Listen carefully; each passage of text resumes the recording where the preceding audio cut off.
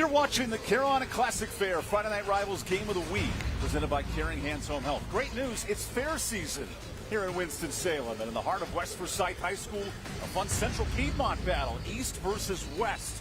League opener, two title contenders, two of the top 20 teams in the state, and a great night for football here on My 48. Thanks for joining us here in the village of Clemens, North Carolina, with the former Catawba offensive lineman Mark Covert. I'm Evan Budrovich. Power 4 players littered all over the field.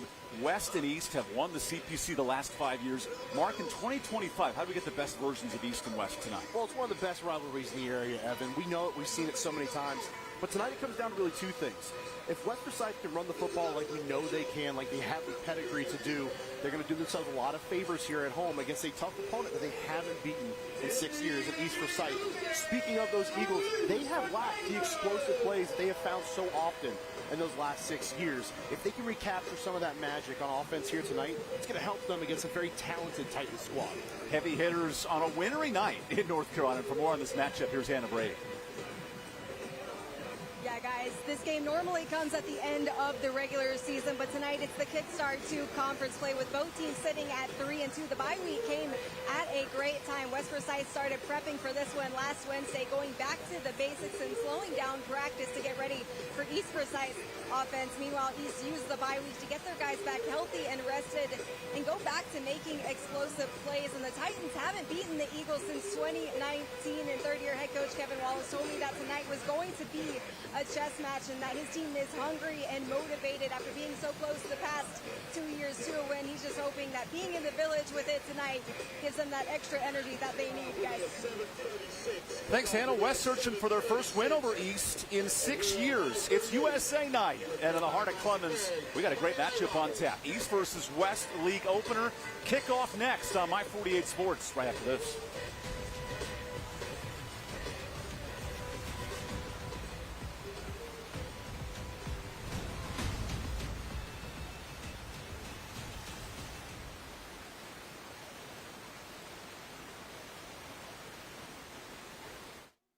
Thank you.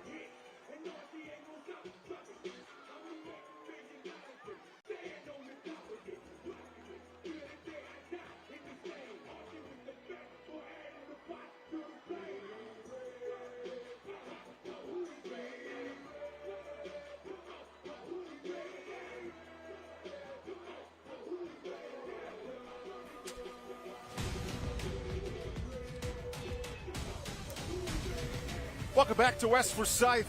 Mark, in terms of East, how do they control the trenches tonight? Well, it's got to be those big guys up front. This is going to be a game that really comes down to who controls that line of scrimmage area in the trenches and limiting the explosive plays. Talked about how East has to find theirs. They have to limit the explosive plays for a Titans offense that's been as explosive as any in the area. And those Titans need to run to open up the passing game a little bit, see if that quarterback play can help them elevate to the next level. And a big component of that is generating pressure as well. Getting to the quarterback, forcing this game away from the ground game of East Forsyth will help them out a ton. Now, East has an elite receiver. NC State commit Jai Richburg. How do they get him involved tonight? Oh, he's such a big guy. 6'4", big frame, and we've seen him grow over the years, going from a deep threat to really an all-around player at that wide receiver spot. Very interested to see how he goes. And on the other side of the ball, on the offense, for West Forsyth, I'm telling you, man, Moises Morris is as good as they come. A college frame already at the running back spot. So shifty, powerful, can cut on a dime and break it loose at any moment. West Forsyth, a historic football program. They're the best rushing team in the state over the last 5 years. Meanwhile, East has won this series in the passing game. Former quarterback Bryce Baker, now with Bill Belichick and company. How does young Jaden Fulp fill those roles tonight? And we'll get a taste of the senior. East gets the ball first. West kicks it off. If you're a fan of Patrick Starr, it's not East, it's not Weast. It is the battle for the heart of Winston-Salem. Costa Dupuis, the college recruited kicker, gets this thing rolling. And that goes into the end zone, so an early touchback, and that's the strength of Dupuis. He's been booming balls back there all year. Talked about it as much. He's such a weapon at the high school level to get those touchbacks, nullify any chance of a return. Over 80% of his kicks have gone to the end zone this year. Here's the Mountain Fried Chicken starting line. Mountain Fried Chicken, non-greasy chicken. Left tackle, Shabazz. He's going to Carolina next year. There's a lot of talent on the offensive line. There's a ton of talent on that offensive line. Those two bookends are so big for what they want to do offensively tonight. And then Cannon Rottweiler, last year's dual back with Jadon Blair. He's now the #1 rushing back, 500 yards this year. East is an offense inconsistent in the first 5 games, averaging 25 a night. Here's Fulp's first snap, a quick route to Richburg. Jair breaks 2 tackles and gets to the 29. That's what makes the NC State receiver dangerous. Almost has his DK Metcalf look to him, doesn't he? Just galloping down the field and picking up those tough yards on the screen. That's the challenge for the West Forsyth defense. Keith Taylor, returning tackles leader. And then there's big 98 Cutthroat Keenan. They call him Juicy. He's a big man. You see why. Big man in the middle of that defensive front. Pivotal to the success of this Titans defense. Partnered with P.J. Dean, the Georgia commit. This defensive line is dangerous if you're West Forsyth. Not to be too redundant here, but they are juiced up front. Here's some pressure on 2nd and 1. Back to Richburg and a drop. Sets up 3rd and short with coverage from Josiah Nicholson, the junior DB. Really love the play. Heard Nicholson might be in more of a corner slot role this week, but he flexes out to the far side right there, breaks on the ball perfectly, and knocks it free from Richburg. Tremendous pressure from West. Double-figure sacks on the year. This D-line could get after it. There's Fulp on 3rd and short. Looks to his offensive coordinator. Ron Horton's been dialed up, former Parkland head coach. 10th year on staff at East. Fulp on 3rd and 1. Faces a 4-man rush. Goes to Richburg and nice coverage. So East goes to their best player early and West responds. And this is where the growth and the progression for Jaden Fulp has to come in. You've got to let that ball go. You see it's a short comeback route out to the far side to your #1 guy. Get that football out there. But because he hesitates, it gives Nicholson a chance to come down, break on the football, and force the incompletion. How about this? 4th and 1, and the East offense is on the field. Now, Fulp will punt from time to time. Sure will. I would expect if they go for it here, that's going to be going to number 24. That's Cannon Rottweiler. He fits the dog mentality. He does. He literally is a Rottweiler on the field, short in stature, but makes it happen. 1 yard out, I'd be surprised if he doesn't get it. Here's a 4th down pass. Fulp scrambles and misses his receiver. He wanted Juz Lewis and a turnover on downs. Just trying to do a little bit too much. They actually had the play there, though. And Fulp has his man. Perfect read, perfect design. Play call is excellent. And just cannot get the football down. That is a gimme play. You've got to convert on the first drive of the game. Rolling out, has no pressure on him. That's a nice, easy throw down the field, and it's just too high that time. What does this say about the aggressiveness of East to go for it in the first quarter? Well, I think you believe in what your offense can do, but it kind of maybe gives you a little bit of pause about a defense that's going to go up against a very physical front in West Forsyth offensively. It's led by Haynes Robitzer, the quarterback. He finds Morris. And Moses Morris just a yard on 1st down. This defensive line anchored by O'Marion Hayes, the Carolina commit. A little undersized, but a good front 3. Yeah, they are. And they're going to expect to bring a lot of pressure here tonight to get away or get West Forsyth away from that rushing attack that they're so well known for. That pressure has to get home when it gets into the backfield. Sam Phillips, known as the Badger linebacker, team leader in tackles. He said it's his first game on TV this week. He's so pumped about just TV in general. You couldn't more be pumped for this. It's Friday Night Rivals, baby. And East defense, 5 picks on the year. Great secondary. Facing first-year quarterback Haynes Robitzer. Haynes feeds Morris. And Morris jukes for a couple yards. Good pursuit by team captain Isaiah Edwards. This defense for East, they get horizontal quickly. They sure do. They've got a lot of that team quickness, this team speed, as we've become so accustomed to from seeing East Forsyth over the years defensively. But they've got a big task. They are undersized against this front of West Forsyth. This rushing attack is going to be what they lean on. Now 3rd and 8. Both teams coming off a bye in West and East. For West, it was offensive consistency, the big key coming in. For East, it was making plays on 3rd down. Here's Robitzer, back to Morris. Moses cuts one, spins away, and he's short of the sticks. Another 4th down decision for West Forsyth. And maybe they're in a bit of no man's land here. Just keep the offense on the field. You can already see the cutting ability, though, of Moses Morris, making something out of nothing. Here's the Mountain Fried Chicken starting attack. There's P.J. Dean anchoring with his O-line. Canary Shoulders, the 2-year starter. And it looks like Kevin Wallace leaning on his offense on 4th down. Yeah, look for number 1, Jalen Moore, to have an impact in the passing game tonight. Took the top off this East defense last year in the season finale. Both teams 4th down plays in the first quarter. And a look to the West sideline. Top receiver Darrell Page remains out with a right foot injury. This is still a dangerous passing attack. Here's 4th down to Moses. He's got to break one, spins away, and Moses is right at the sticks. Depends on the spot. And he looks to have it on 4th down. Nice conversion. So elusive. Almost like you had him cornered inside a telephone booth, and somehow gets away from all that pressure that East Forsyth was bringing up front. Just a couple of cuts, getting outside and staying elusive. Lost a cleat towards the beginning of the play as well.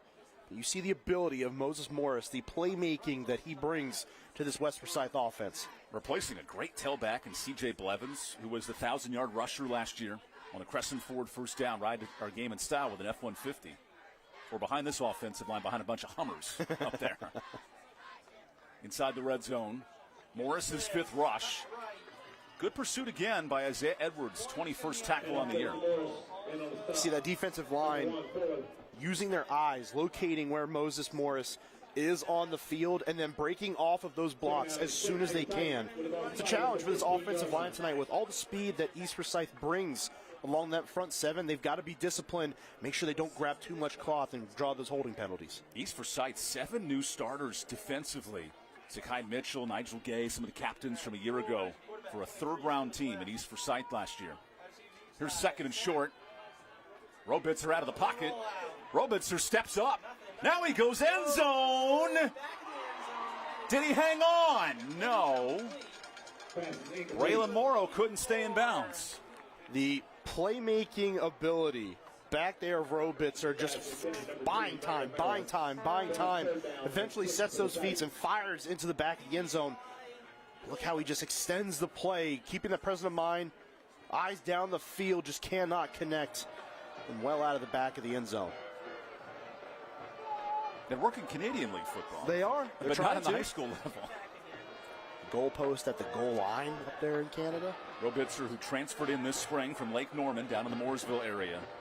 Replacing Riley Hortman, great dual-threat quarterback. Here's 3rd and 6. Moses again. Cuts it outside. Moses right at the sticks. Depends on the spot. And they'll review this on 3rd and 6. He is out of his breaks. It's just one cut and it's gone. Acceleration towards the open field. Watch this. Just gets those foot in the ground. Boom. And he's upfield. He's got 2 to 3 yards before you can even react. So dangerous in the open field in those one-on-one spots.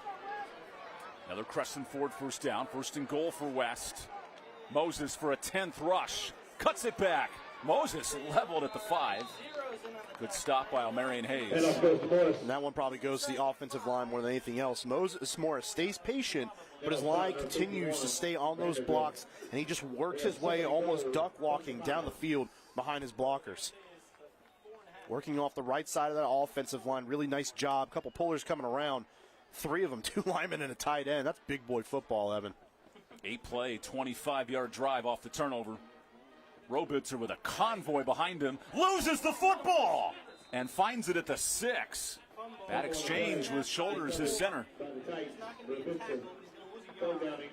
Just got to calm down. You're trying to get back there. You've got all those bodies behind you, and you can feel a big play coming, but you have to keep your composure. Robitzer fortunate to fall on that football that it's not kicked around within the scrum. West Forsyth 5 fumbles this year. Dangerous on 3rd and goal. Robitzer lost it again. Another fumble by 4.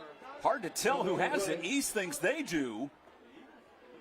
And how about that? A turnover on downs. Wow. Turnover 99 came out. Hayes, the big Carolina commit, with the fumble. Well, you've played with fire the first time. Second straight play, they put the ball in turf, and this time, not such a fortuitous bounce for the Titans. It goes right back to the East Forsyth Eagles. An official TV timeout. Once again, 50-50 tickets being sold tonight. You got to be in the win. Big money. See the students walking around with the yellow signs.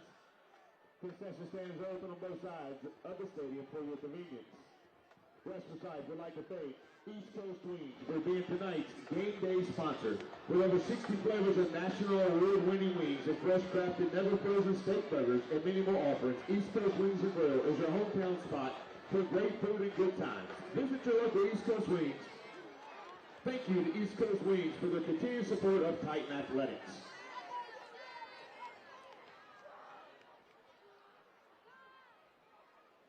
The West Forsyth Athletic Booster Club would also like to thank its following sponsors: AAA Self-Storage, A Legacy Federal Credit Union, AME Records, Blue Wolf Dental, Brad Romine State Farm Insurance, Clean Air Environmental, Women's Puppet.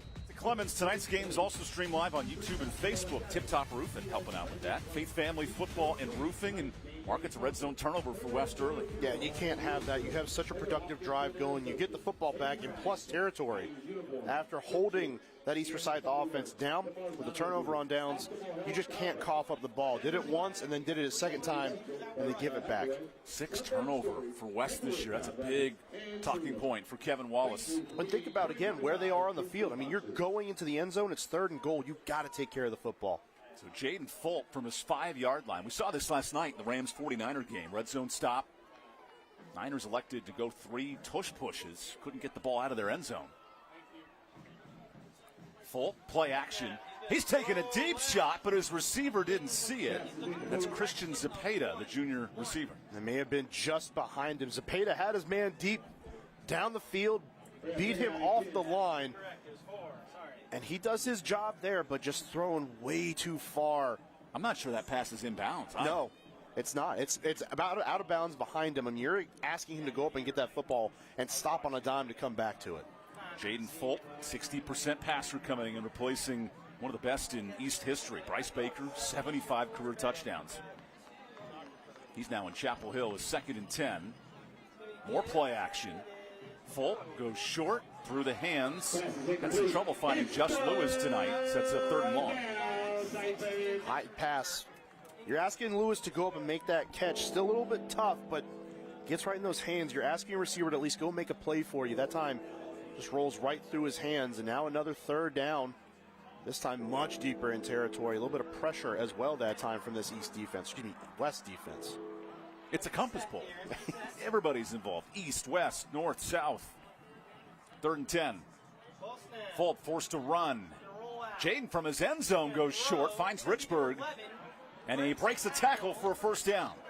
Nice move from the 4-star receiver. Oh, really nice job that time. Getting away from the pressure, rolling Fulp out to the side that time and finds Richburg, and you're letting that guy go make a play for you, using that big frame to break a tackle, get yards after the catch. That battle all night with Josiah Nicholson will be fun to watch. It's going to be a blast to watch. Here's a fresh set of downs in the running game. First rushing attempt of the night for East, and just a yard to show for it for Cannon Rottweiler. And Evan, I'm surprised that this is the first time we've called his name so far tonight. Over halfway through the first quarter, no touches on the first possession, especially on a 3rd and then 4th and 1. This is a guy who's a scrappy runner. You can see he's not that big, but he has that hard-nosed mentality to him. So officially 2nd and 9.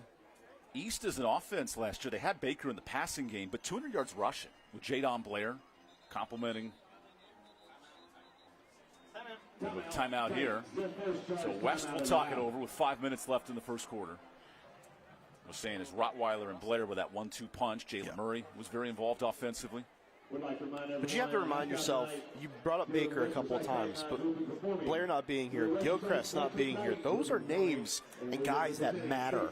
They made a huge difference in this offense and what it was able to do. They were able to stretch the field vertically in the passing game. They were able to run with efficiency inside and outside the tackles and had a guy controlling it all at that quarterback spot in Bryce Baker who understood what he was supposed to do, and when the play broke down, he could extend and really make an impact. Those guys are gone. So it's a learning curve for this East offense this year, especially in the early goings of finding what works best for them. In 3 wins for East, it's 35 points a game. Explosive passing game. The coach, his East Forsyth staff talked about big chunk plays have been huge, but in the 2 losses, most recently to Mooresville, held under 15 points. And that's the biggest thing. When you go back and look at the tape, this is an offense that has lacked that explosive element this year.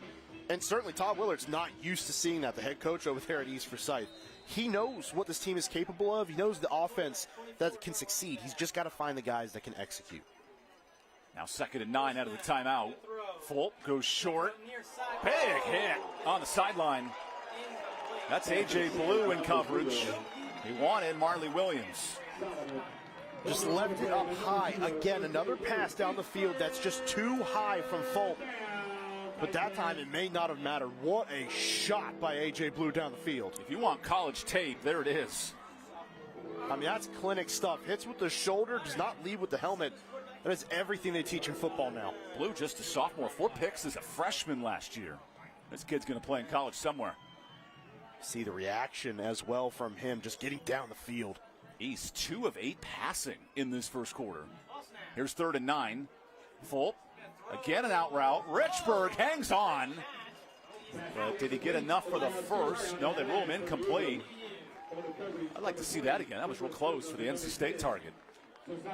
It's a good idea. Get it out to your best receiver, your big receiver on those 3rd down attempts. Yeah, he's definitely out of bounds there. Good call on the sideline by this officiating crew. He tried the 1-2 step, and Kevin Wallace was right in the face of the official. Was. Josiah Nicholson, though, again, sits underneath that route. The ball has to then be higher down the field because he is playing it underneath. Here's the punting unit for East. Shaboyi will send it away. It's a good-looking punt near midfield. And that'll flip the field near the 35 where West gets the football. 37, yes, sir. We'll take the timeout. Scoreless game in this Central Piedmont battle. We'll be right back with the rest of the first quarter after this.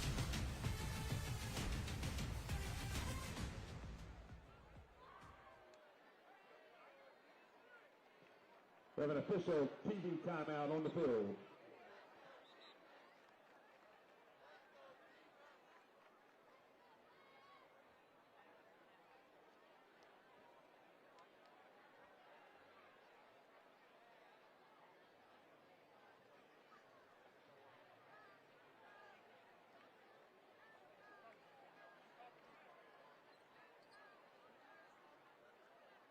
Once again, 50-50 tickets being sold tonight. You got to be in to win big money. Winning tickets will go on in the 3rd quarter. Concession stand is open. Hamburgers, hot dogs, the best French fries in 5 counties. Pizza, Pepsi products, water, Gatorade, and candy. Get in now. There's no line. Tell them the press box sent you.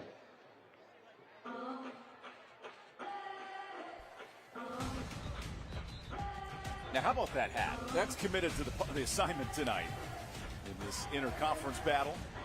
It's not a 10-gallon because it's much too big for that, right? Well, it's got a $10 bill in that hat, yes, that's for sure. Hey, you want some candy? There you go. Oh, boy. Don't forget the change. These two rivals' 25th meeting in the modern history here. East has won 7 straight. Fun matchup. Man, the big yellow hat. Come on now. Here's Moses Morris out of the timeout and the punt. He'll get no yards on first down. And this defensive line of East is swarming. There's a conscious effort right now to slow down Morris in that rushing attack. They want to see exactly what Robinson can do from that quarterback spot. If he can get it out to Moore, Murrow, Grimes, and the guys. 5 interceptions for Robitzer this year. It's been a big talking point for Kevin Wallace. Security with the football. That's a Riley Horton shined in last year's match. 300 total yards in the regular season. So Robitzer goes over the middle and finds a receiver. That's Jalen Moore, the sophomore, dancing his way. But then Jalen cut back. He's short of the first. Some field awareness questions.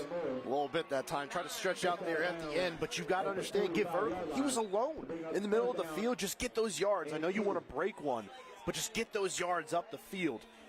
Camera crew is going to get a great shot of this one. Straight down the line, right there. He's at the 49. And he backs up. I mean, he's 6 yards back from where he caught the football. Well, it's 3 broken tackles. It's a loss of 3 yards. Correct. Jalen Moore, the sophomore, who was All-Central Piedmont Conference as a freshman, 7 touchdowns. He's got 2 early in 2025. That all being said, you can see how explosive he is. There's Morris. That is short of the sticks. So 4th and 1 upcoming. Good pursuit by Isaiah Edwards. Number 8. Well, I wouldn't be surprised if West decides to go for it here. Right in midfield. Their defense has held this East offense in check so far here in the first quarter. Would not be surprised if they keep this offense on the field, and if they don't make it, they rely on that defense again. So here comes the big PXP, the big turtle, big juicy in the matchup. Put him in there. What's the short yardage situation for West with the new quarterback in? 4th down, electing to go for it. And West clears the hurdle. Look at that line pushing for 5 yards. That's Braylon Morrow getting the first down. Really nice job. Those big hogs up front, pushing some guys around, opening up a clear running lane that time for Braylon Morrow. As easy as it gets, you get a couple lead blockers, and they are big lead blockers at that. Makes it pretty easy for Morrow to squeak through there. It's a Crescent Ford first down. Robitzer scans the pocket. Robitzer, all the time in the world, now goes short and finds a man. Tylen Grimes, the sophomore receiver. Offensive line, 2 plays in a row, they shine. Last time it's in run blocking, this time in pass protection. No one gets back there. Tynes Rotzber, before it is too late, gets that football out, fires a dime down the field to Grimes. Robitzer has a howitzer, that's what you're trying to say. And on 1st and 10, back on the ground, Morris. And right now, East defensive line, they're dominating this game, Mark. How does West change that? Well, you can see, again, there's that conscious effort. That means they're bringing extra guys down to the box. They are playing the run right now. So realistically, if you want to get them to back off the line of scrimmage and have them reconsider what they're doing, they have to go to the passing game, open things up. It's going to depend on Robitzer and this passing attack to get that done. These lines both have Power 4 prospects. Hayes defensively, Dean offensively. And yet it's been a stonewall, averaging less than 2 yards per carry. Yeah, it has. And again, that's because those extra guys are coming down into the box. And East is so quick to the football, just from an individual and collective standpoint. Here's 2nd and 9. New tailback in the game, Jamari Shepard. And Jamari gets a nice run of it. That pile pushes for 8 yards on 2nd down. Shepard is an interesting guy. Expect him to have a little bit of a bigger role tonight without Page in there offensively. But something that they want to do is get him the ball more, not just at the running back spot, but maybe a little bit in the slot tonight. Kind of an ace in the hole for this offense and what he brings to it.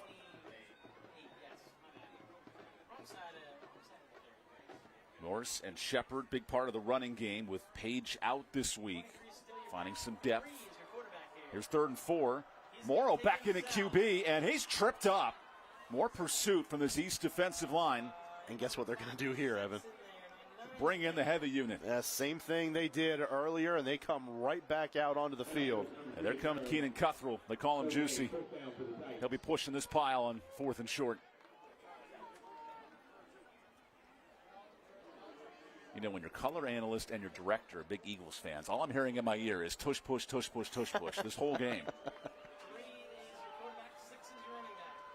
Let's see what 4th and 2's in store. Back to Morrow. He gets a push and is right at the sticks. And he's short. Great tackle by Sam Phillips, the linebacker. Undersized, but not undetermined. This defense for East Forsyth, for the second drive in a row, stonewalls this West offense, and they cannot get anything going right now on fourth down.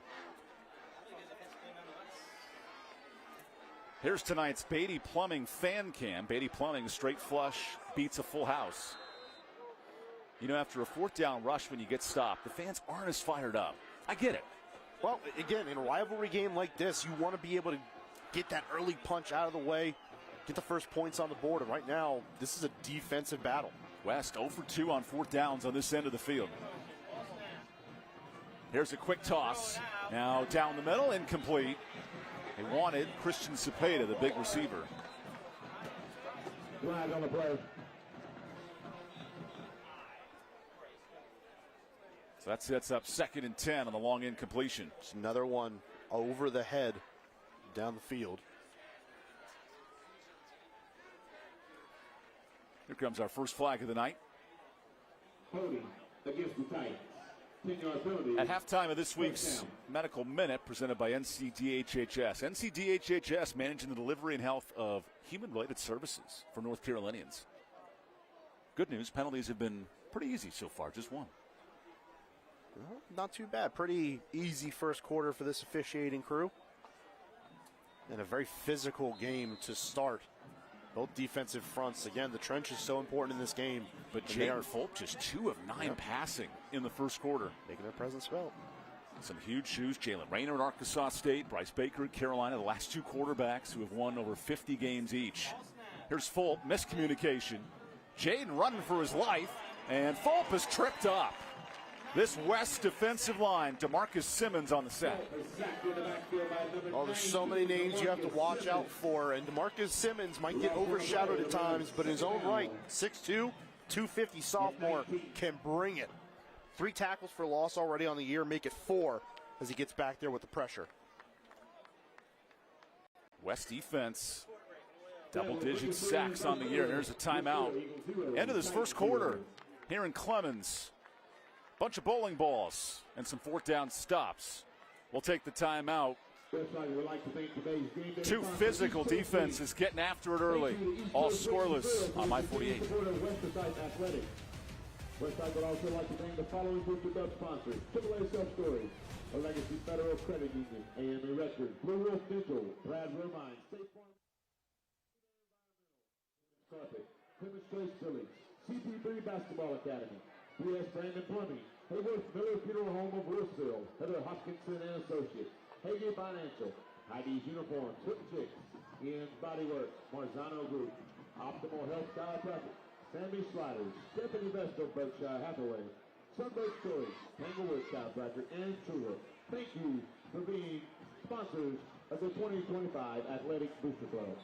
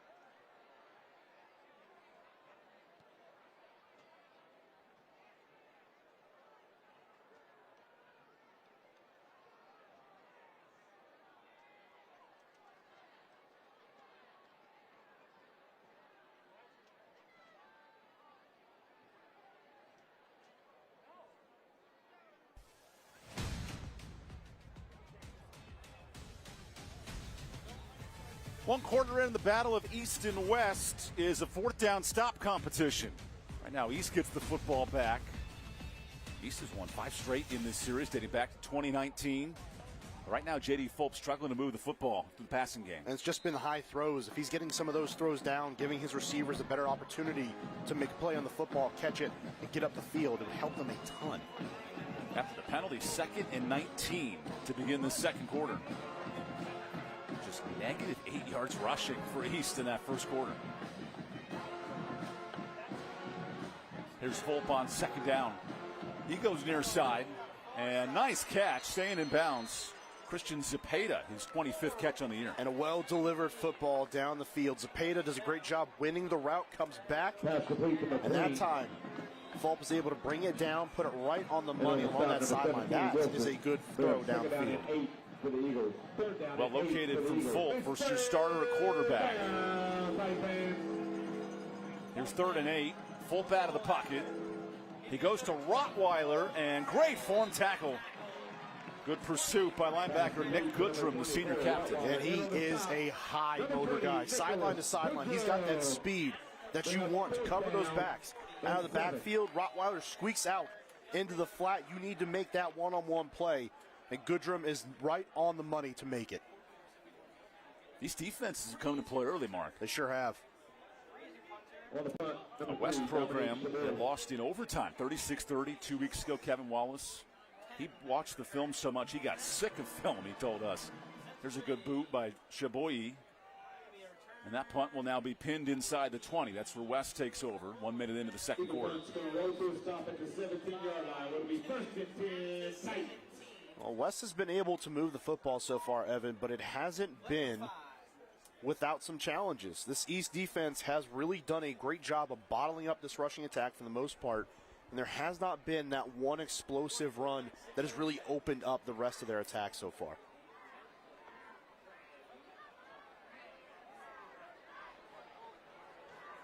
So Haynes Robitzer, first-year starting quarterback, came early in the spring to develop this offense, and now in week 6, he's cooking. Goes long, takes a deep shot, and great coverage. Zion Pleasant battling Jalen Moore. That was a really nice job by Pleasant to just stay with the play down the field, fight through the hands. That time of Jalen Moore just running down the field. Looked like he had a man. Robitzer puts it out there, but give a lot of credit down the field to Pleasant to stay with the play and fight through the hands of the receiver. Puts it right there. Rhythm throw straight down the field. Moore has to slow down, though, come back to the football. If that one's out in front, the speed of Jalen Moore becomes a real threat. Jalen Moore, 140 yards last year when these teams met in the regular season. Here's 2nd and 10 on the ground, and that O-line is churning bodies. Morris breaks another, puts the B button on at the 30 in a first down run. How about this Moses Morris pushing the pot for 15? Evan, I'm telling you, man, when we heard this week that he could cut on a dime, you hear, oh, yeah, he can cut outside, break some ankles. I mean, it's just bouncing across the field that time like Tigger. Just gets down the field, stays behind those linemen, and then boom, one cut, another cut, hurdle, cut, spin. I mean, every button on the controller was pressed on that run. College coaches have to love Morris' ability to break tackles, spin through the hole. He's got some physicality, too, to push that pot. And again, that frame at 6 foot and 205, putting on 15 pounds over the offseason. The guy is built for this kind of environment. Fresh set of downs, right back to Morris. Moses tripped up, and he still gets 15 plus. This guy's unstoppable tonight. And there's another aspect of balance to keep going through the hole wide open. You can't stumble on a play like that. If he doesn't, he might still be running at this point, Evan. But he keeps his balance and drags a couple defenders along with him. Morris, 16-yard run there, back-to-back. Impressive runs for the first-year starter. Filling some huge shoes. Came in Chaplin, C.J. Blevins, both all-state runners a year ago. Right back to Morris. Keep feeding him. And Morris gets 2 more for Mo on Moses Morris. Here's Hannah Brady. Gain of 2. And on the stop, number 0, Solomon.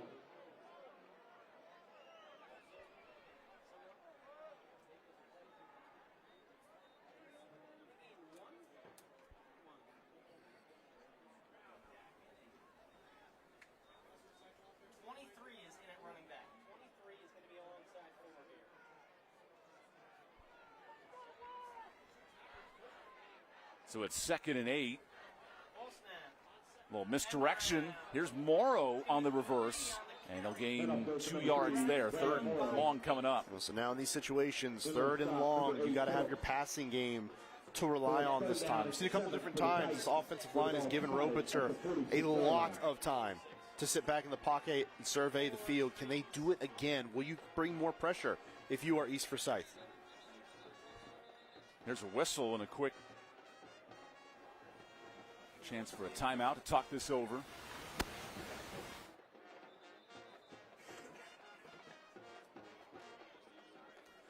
We'll take the timeout. Early in the second quarter, decision time for West Forsyth. Third down play after we come back here on My 48.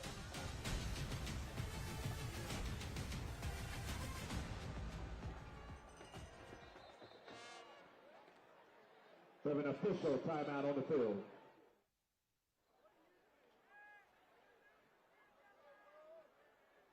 We have a TV timeout.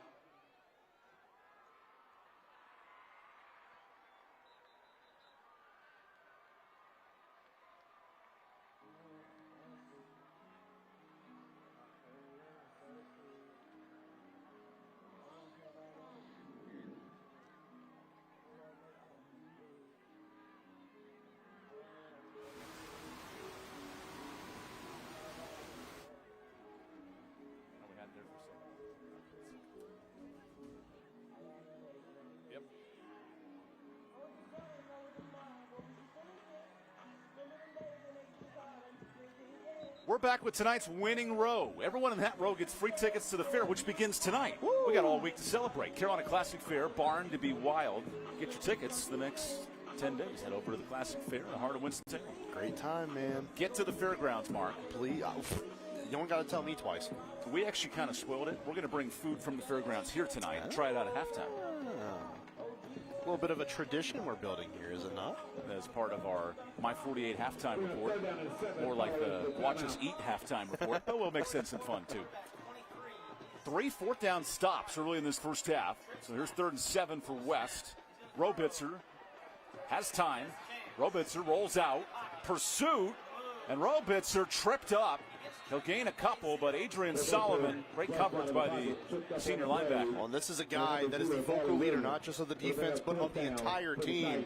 Adrian Solomon, a lot of linebackers have rolled through East Forsyth and Kernersville. He's no different. Brings that extra pressure. The late blitzer, you see him go right on the running back that time, and then the pursuit to stay with it. Very Micah Parsons-ish, taking on the blitzer and getting down the field. Setting up 4th and 6. And, movement.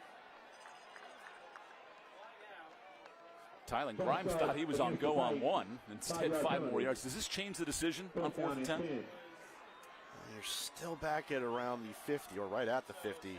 Take it away. Yeah, they're going to punt this one away. Here comes Max Williamson, the senior punter, who last year was top 30 in the state in yardage. There's Todd Willard. Earned his 200th win earlier this season. And he said 30 years into coaching, you just show up and go. Let your program continue to succeed after 2 state championships in his tenure. But you have to build that culture first, and that's exactly what Coach Willard has done over there in Kernersville. Coach of the year in the state in 2018. Here's a really high snap. Williamson hangs on, and the punt, not great, but it takes a good bounce for West near the 25. Well, halfway through the second quarter, where are we going to find offense tonight? We don't really know. We heard that there was an explosive nature to West, but so far defensively, the Eagles of East Forsyth have done an excellent job of mostly bottling up that running game and not giving up much through the air.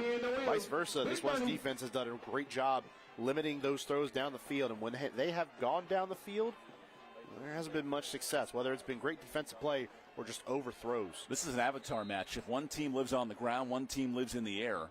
Can someone find the fire and the wind to get this thing rolling tonight? Jaden Fulp, 4 of 11 passing in the first half. And he fakes a pass, now runs it. And Fulp will use his athleticism to get back to the line of scrimmage with Keith Taylor tapping him out. It kind of looked like there was a little bit of miscommunication on that play. Went for the handoff, and then your running back goes off to the left. You're looking for him to come back across. And it's a broken play.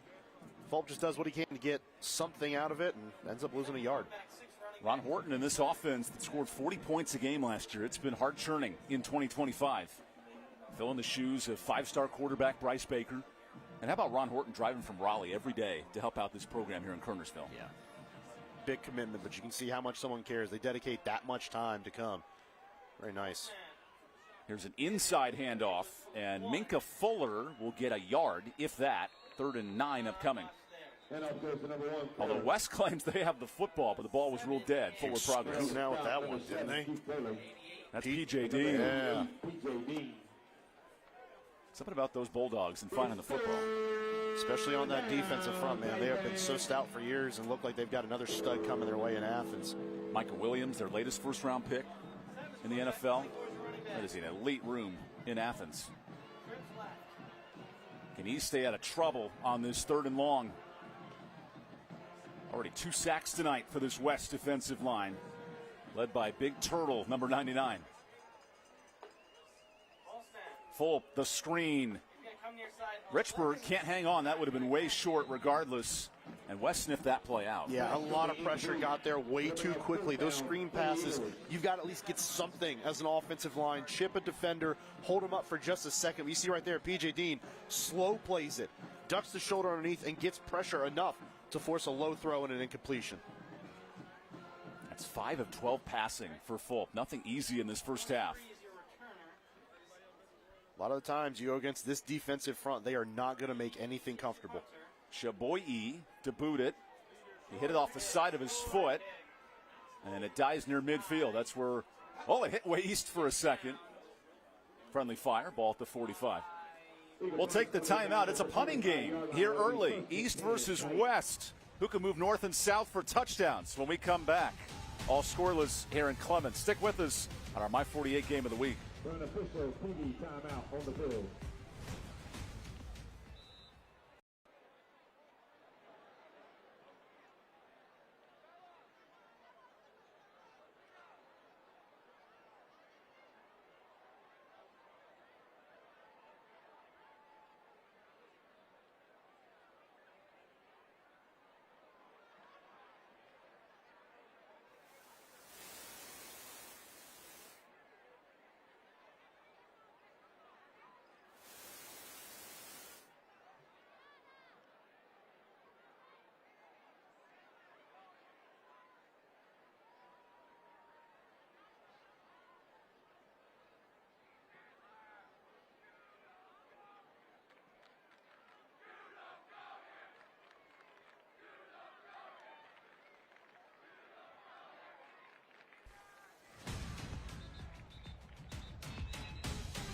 Tonight's game's being streamed live on our YouTube and Facebook page, Tip Top Roofing, Faith Family Football Roofing.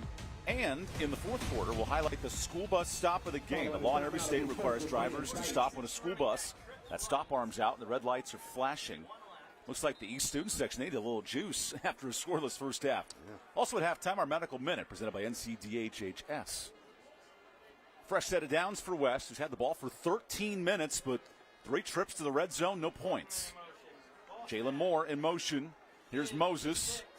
Follows that huge offensive line, maybe the largest in the state, the gain of 5 on first down. And you can see the presence that they have, just getting in the way of those big bodies. You've got to go around them as a defender. And it sounds like an insult, but it's not. You got guys that big, the defense has to work around them. Opens up lanes naturally for your running backs. It sounds like a Mark Cover bachelor party. Bunch of offensive linemen at Catawba having a blast in the mountains last week.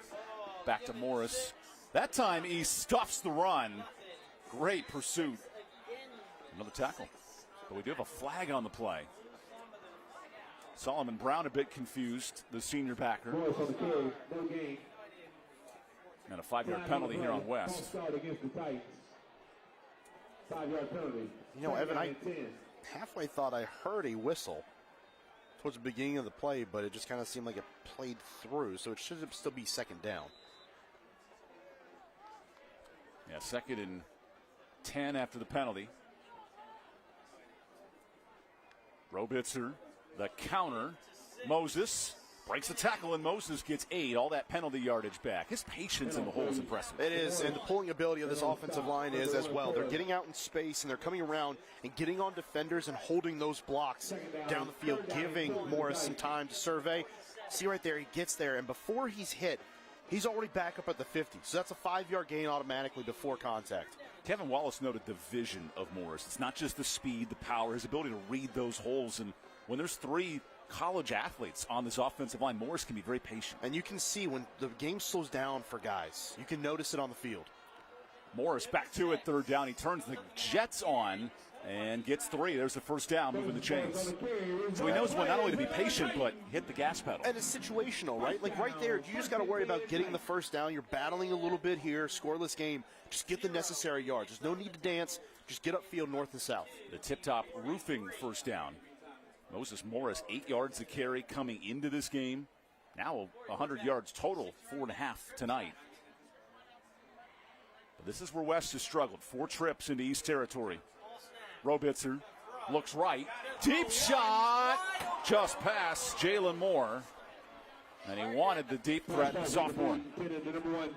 Had him ready to go. The sluggo that time, slanting down on the defense and then cutting right back upfield.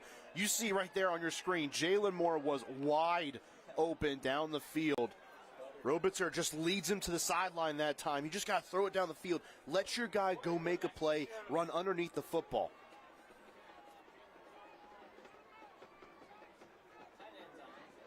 Instead of a touchdown play, it's 2nd and 10. Missed opportunity for West. Robitzer, misdirection. It's Moses.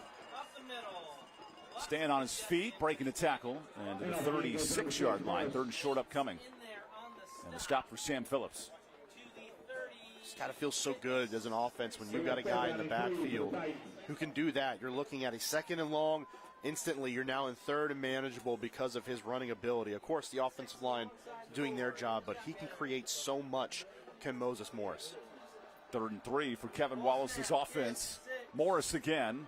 Zigs and zags and takes his time. Gets 5 yards on 3rd down. This Morris running ability, think of Le'Veon Bell in the NFL, how he can be patient, manipulate the hole. He's making plays you don't see at the high school level, and that's why he has 8 yards to carry. And that's why you have a hard time moving away from a comp like Le'Veon Bell because of the patience on display. Morris right back to it. He'll follow that big offensive line. Spins inside the 30 and the 25 right there. Gain of 6 for Morris. I mean, you can't watch even a game like this where there's not those big explosive gains as a college coach and not just lick your chops thinking about him in your backfield. Freshman running backs all over the ACC coming in. And another big hole. Gets 2 yards there on 2nd down. Evan, he just stopped on that play. Like stopped dead behind his offensive line and just waited for everything to open up. You don't, like you just said, you don't see that at the high school level, at least not intentionally, just waiting for something to clear before he bursts open. Watch this. Just stops. I mean, just stops dead in his tracks before a hole opens up and he just gets those yards and feels the pressure. New running back, Jamari Shepard in. He gets the football and is spun down. Crashing from the outside. East for sight, sniffs it out.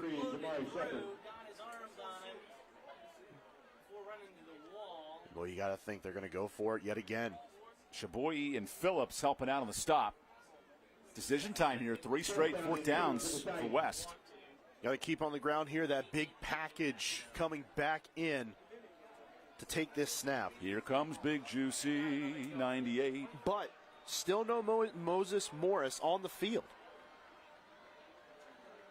Jumbo package for Braylon Morrow, the new quarterback. Morrow runs forward. Breaks 1, and there's the first down for Morrow. Finally tripped up by Edwards after 10. A little bit of patience that time from Morrow, not just hitting a hole immediately, but waiting for something to open up and then using the burst to accelerate through. And there's O'Marion Hayes down after this first down conversion. Couldn't really see what happened there. But O'Marion Hayes, the anchor of that defensive front, really helps out a ton. A space eater within the middle of that defense, allows a lot of the guys around him to range more freely. 120 yards rushing for Morris, 117 officially. He's been pounding the ground, but that time it's the heavy package getting the job done. You just need to get, again, situational yardage. Get that yard, keep the chains moving down the field, and then get a nice run plus some on the back end. Here comes O'Marion Hayes to his feet. Good news for the stout senior defensive lineman. A little bit ginger as he heads off.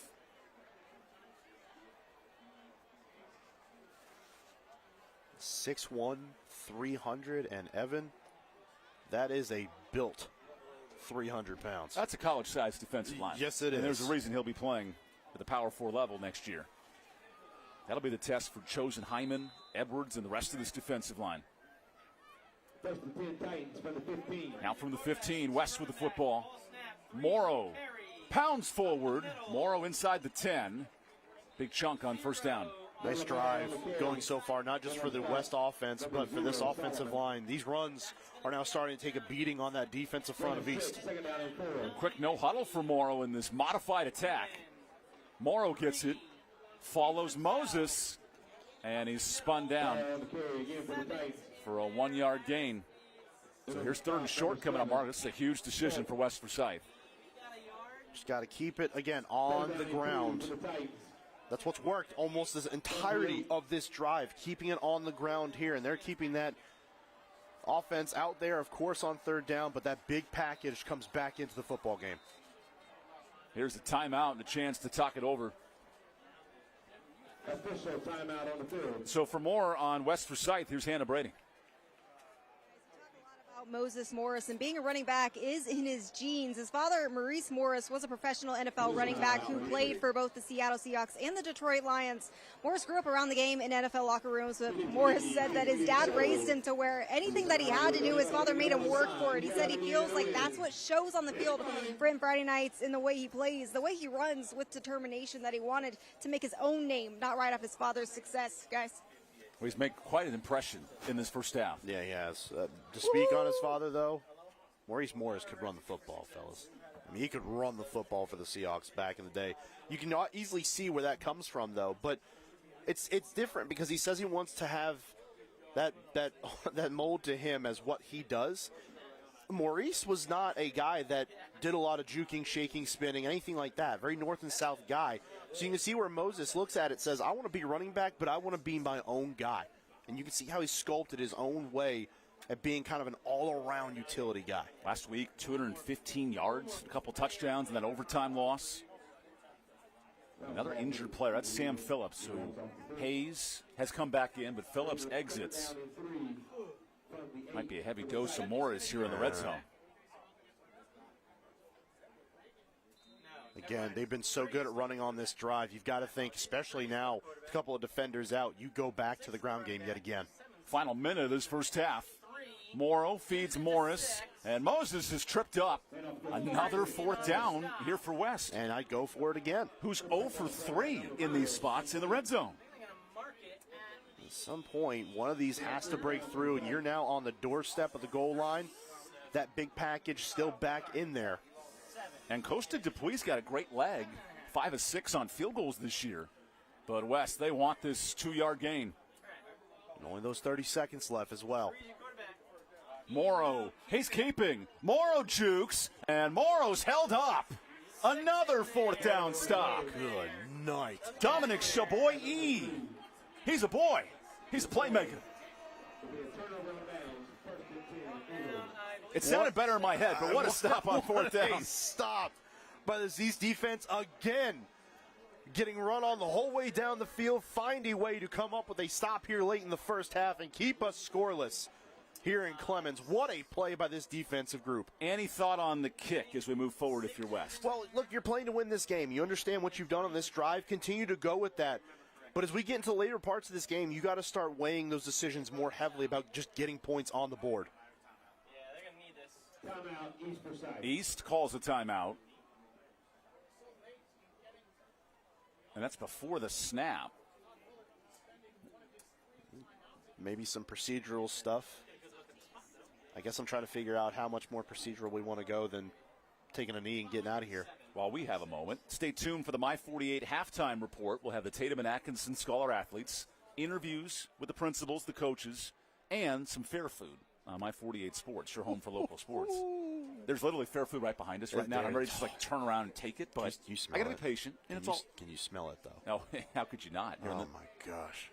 Here in beautiful Jerry Peoples Stadium. 3 trips to the red zone, no points. That's just unbelievable. Unbelievable. And 3 times stopped on 4th down. And you're going between the 20s. They've looked unstoppable running the football, especially on that last drive. But now they've gotten inside those close quarters, and they have not been able to punch it in. Once by a turnover, and the other couple times stopped on 4th down. Just not what you're looking for if you're West. Really, either side in this offensive slow fest. And East looks very content to kneel the football. They'll take it to halftime. If you had scoreless East versus West, 2 of the top 20 teams in the state, your bingo card would be lit up right now. And you might be the only person to have that set. So we'll get ready for halftime. Hannah will get thoughts from the coaches here in just a second. Mark, what are your thoughts in the first 24 minutes? Again, it's just the missed opportunities for West Forsyth in the first half. Those red zone trips, not just coming away with limited points, but absolutely nothing has given this East Forsyth group a chance and some confidence going into halftime. 3 important trips to the red zone. You see West climbing back up. Some adjustments for Kevin Wallace. He's going to talk to Hannah in just a moment. And then for East, their defense is bent, but found a way to get stops. Yeah, absolutely. And that's what it comes down to right now. This rivalry game, no points on the board. You're doing your best to hold them limited to points. Let's go down to Hannah Brady. Coach, stopped on 4th down right there. Offensively, how do you get things going in the second half? We got finished drives. We're not digging in enough. We got to find an attitude and an effort to get it done. So we'll figure it out. We'll draw some stuff up, change some things, give us a little bit different front, so we'll be okay. Defensively, this first half, that was all it was about. How do you like the way that your defense has responded to their tempo? Yeah, they've been playing well, keeping it behind the chains, haven't given up any explosive plays. We got to do a better job on offense. Thank you, Coach. Best of luck. Thank you. We have a whole lot more in store for you right here. Stay with us on the My 48 Halftime Report coming up next. I have a list. Thank you. Thank you.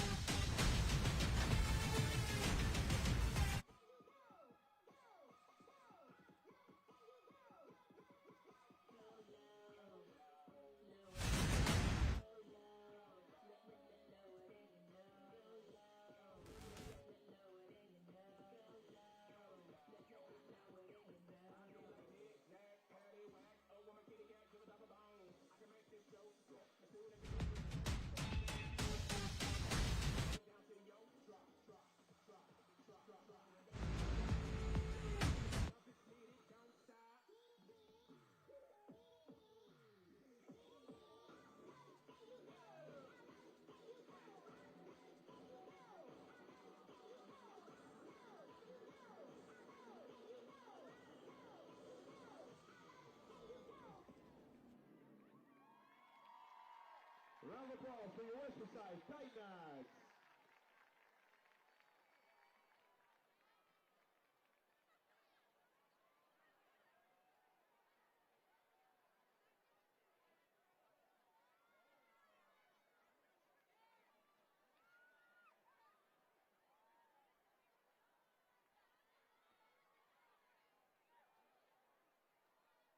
Throughout the 2025 Carolina Classic Fair Friday Night Rival season, Tatum & Atkinson Law Firm will recognize an exceptional senior student athlete from each of the participating schools with a plaque presentation prior to each game. This week's Tatum & Atkinson Scholar Athletes are from West Forsyth High School. West Forsyth's Haynes Robertser is the starting quarterback for the Titans and was named as top quarterback of the Triad and best footwork by top scouter recruiter. He was invited to apply for the National Technical Honor Society and currently holds a current 4.0 GPA. Haynes has also been nominated for the Play of the Week and is predicted to be a Central Piedmont Conference 7A 8A MVP. Haynes plans to continue his academic career at the collegiate level and to pursue a degree at the college or university of his choice. From East Forsyth High School, East Forsyth's Dominic Chaboy, a 3-year varsity football and varsity basketball player. He is all-conference on basketball and a team captain for football. He is on the Honor Roll, the National Social Studies Honor Society, and currently holds a 4.386 weighted GPA. Dominic gives back to his community by volunteering for Kernersville Raiders youth football. Dominic is one of 4 brothers and says, quote, he has the greatest parents in the world. Haynes, Dominic, and other nominated students are also eligible to win a $5,000 scholarship to be presented at the end of the season.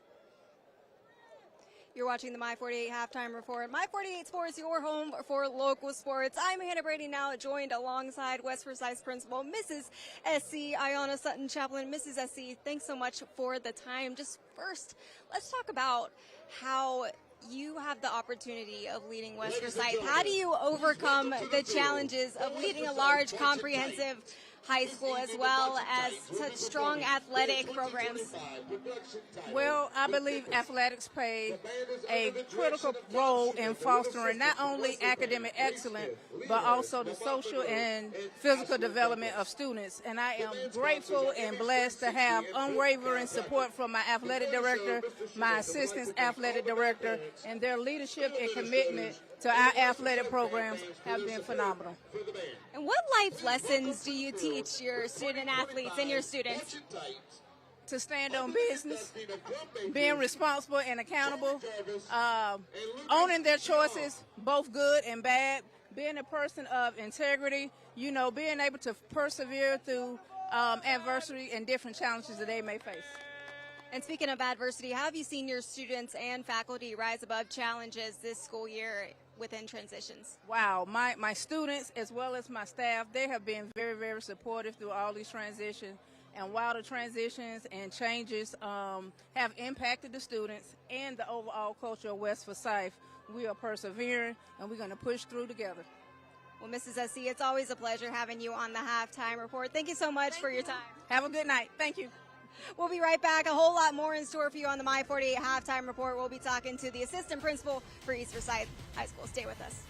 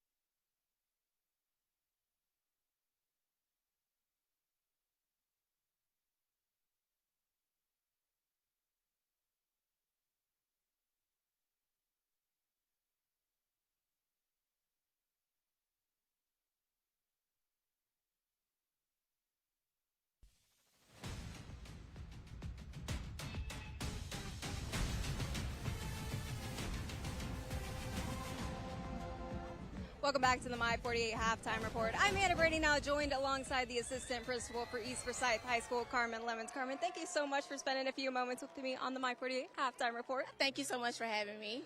Well, let's talk about your student athletes first up.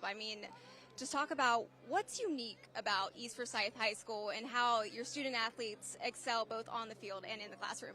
So what's unique at East Forsyth High School, we have a culture of both excellence and we have a culture of both commitment from our student athletes, from our families, and from our coaches. One of the main things that we like to focus on is we like to focus on academics, and we just make sure that the message to our students is that the same performance that you perform in the classroom is the same type of performance that we expect on the field.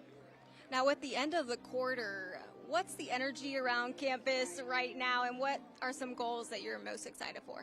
So right now we have one more week left, and we're just having our students focusing on finishing the quarter strong. We will have some fun towards the end of next week because we have homecoming, which will give our students an opportunity to show some of that Eagle pride.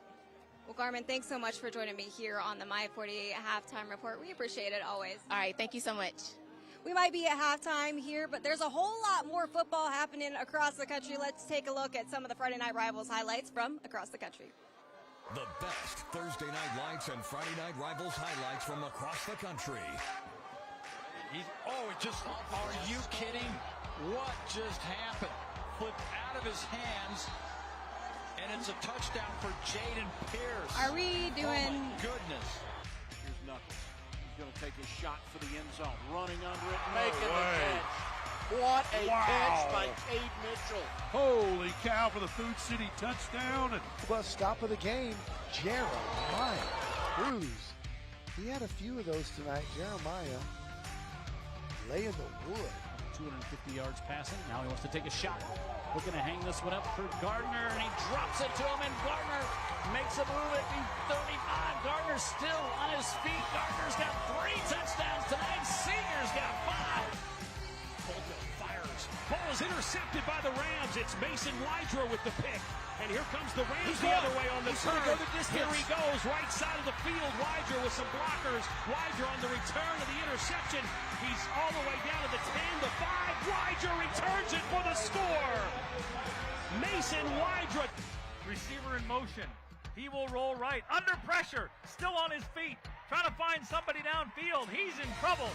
He'll throw it to the back of the end zone. The receiver's wide open. Touchdown, McQueen.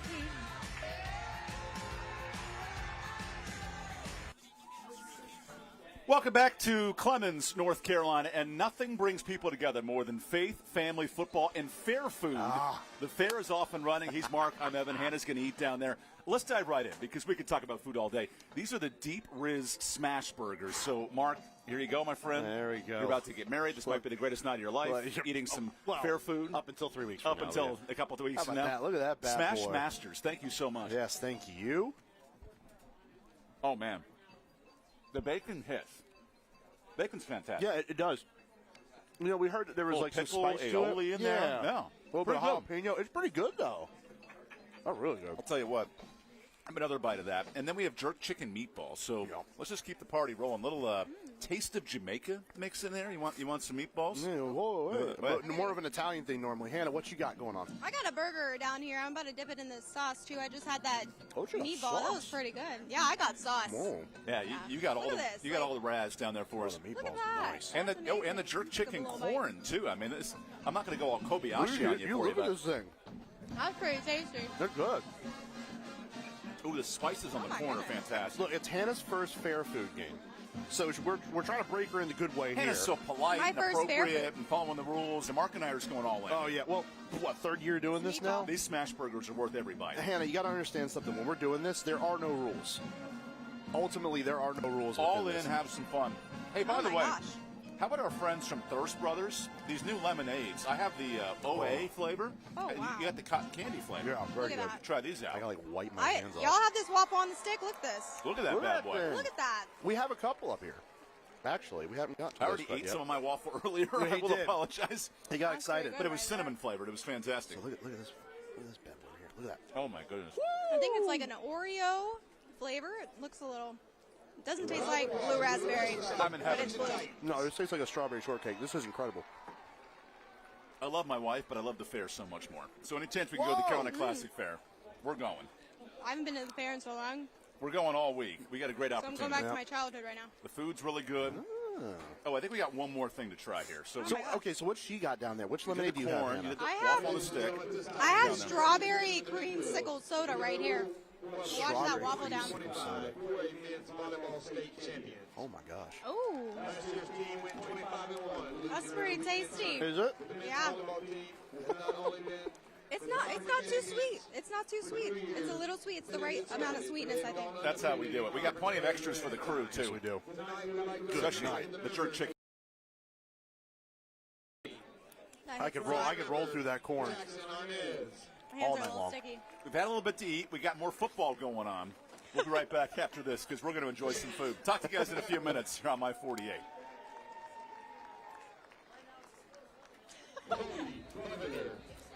Oh, that's actually.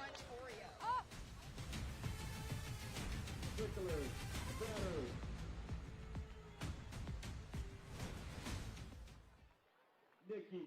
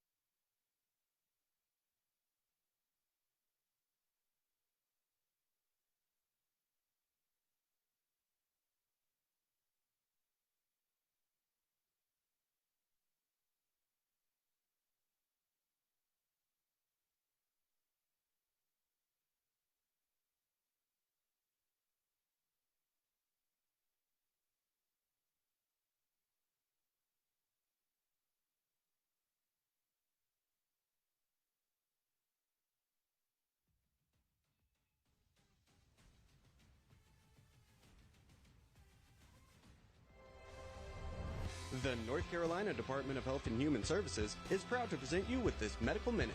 The behavioral health urgent care, what we do is we help clients in need and get connected to resources to get help with mental health, substance use, case management services. Anybody can come in 24/7 to get an assessment completed.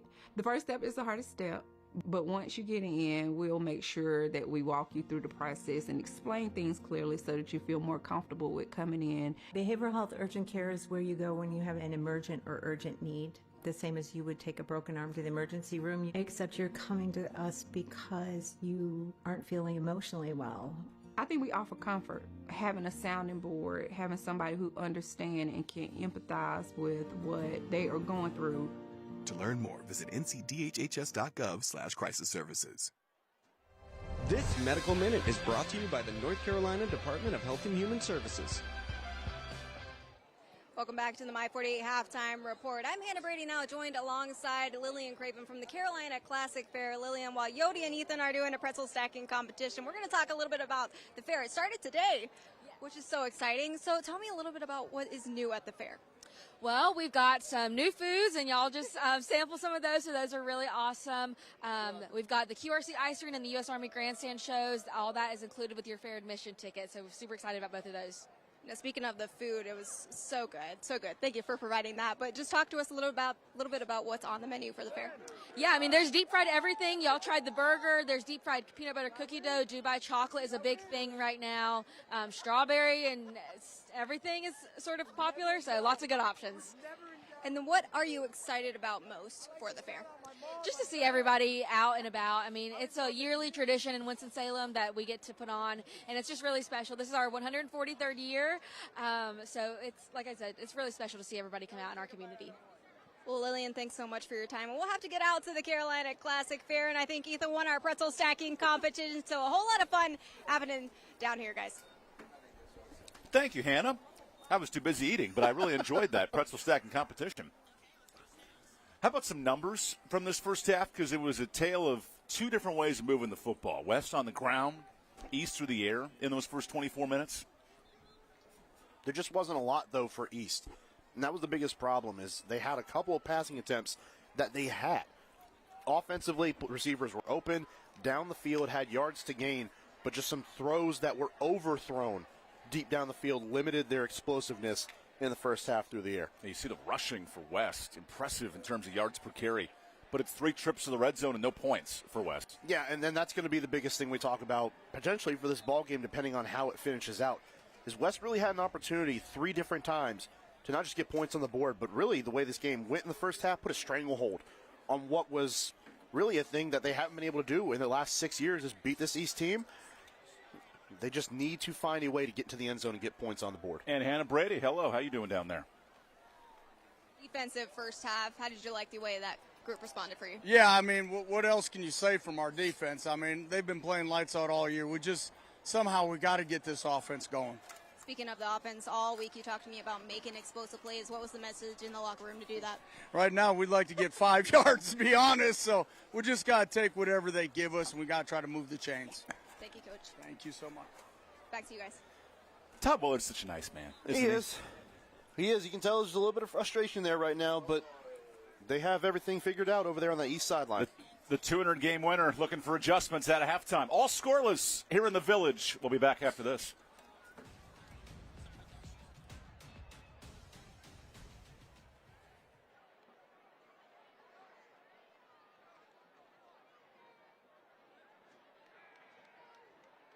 Oh, get in there.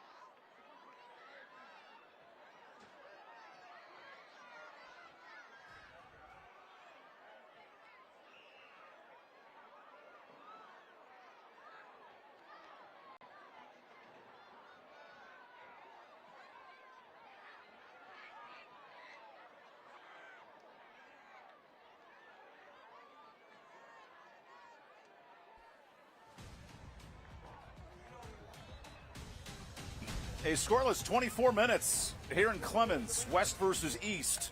And Mark, right now, we just heard from Todd Willard, which team can make big plays offensively? Well, it's going to have to be, for him, it's going to have to be East, but they've lacked that ability all season long, and it did not happen here in the first half of tonight's game. Missed opportunities down the field. Again, those overthrows we talked about, and then a couple of different opportunities putting the ball on the ground deep in enemy territory for West. Results in a turnover eventually for East. East defense, 3 huge red zone stops. And now we're ready to kick off the second half here in Clemens. West gets the football first. And returnable kick here for James Epps. He'll dive forward. It's Daniel Bunker, the DB. Best field position of the night for West on the kick return.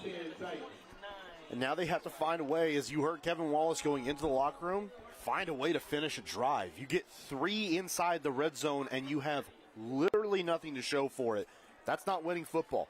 And in a 0-0 game, you're essentially new ball game here going into half number 2. You got to find a way to finish some drives here and get points on the board. Only 2 pass completions in the first half. Everything on the ground for West. So Robitzer to fire. Goes short and overshoots his target. Wanted Jalen Moore. Just seems to be a theme tonight. Overthrows down the field when you've got guys there. Jalen Moore, wide open, did his job, won the route to the outside, working that sideline. And Robitzer just cannot get the football down. That's a pretty easy play drawn up. Wide open receiver. And I wonder, you saw that late hand go up along the defensive line for East, if maybe that came into his field of view and it affected his throw. Here's 2nd and 10 for Robitzer. He'll feed Morris. Moses parting the White Sea. He gets nearly a first down. Give him 5 right there. That's pretty incredible, isn't it? I mean, his ability to maneuver this defense is fun to watch. And he sets up defenders so well. You see once he gets past the line of scrimmage right here, foot in the ground, and he gets upfield, and because he does that, he gains an extra couple yards on the back end of that run. Big-time first-year transfer addition, senior back Moses Morris. He's nearing 1,000 yards on this young season. Morris gets a few more right here, cuts it back. Out past the 45 and enough for the first on the Crescent Ford first down. This hasn't been the problem. Yeah, you love the ability down there to follow blocks. A lot of credit, though, that time to P.J. Dean out wide. He comes down and throws that pivotal block on the edge. Able to bust that play open for Morris along the edge and pick up the first down. West Forsyth coming in. 300 yards rushing a game. They have lived on the ground. Can they execute on this half of the field, though? Fresh set of downs. Robitzer with a deep shot, and that's way short. There was a lot of contact, but I'm not sure either player gets to the underthrown football. Just thrown way too far to the inside. Honestly, if anyone had a better shot at it, it was the defender down the field for East. That was a wounded duck from the start. I don't know what happened there coming out of Robitzer's hands. You know what happens when you go ski shooting and you fire it away and you hit it 50 yards out. That's what happened. He had his man there. It just kind of came out a little funky. Not really an explanation that time. Robitzer, who transferred in from Lake Norman in the Mooresville area. And you have a guy, Tylen Grimes, down the field who has the size advantage as well. Here's 2nd and 10. Robitzer, that time through the hands of Jalen Moore. That's a well-thrown football. Yeah, it is. That's not on Robitzer that time. That is certainly on Jalen Moore.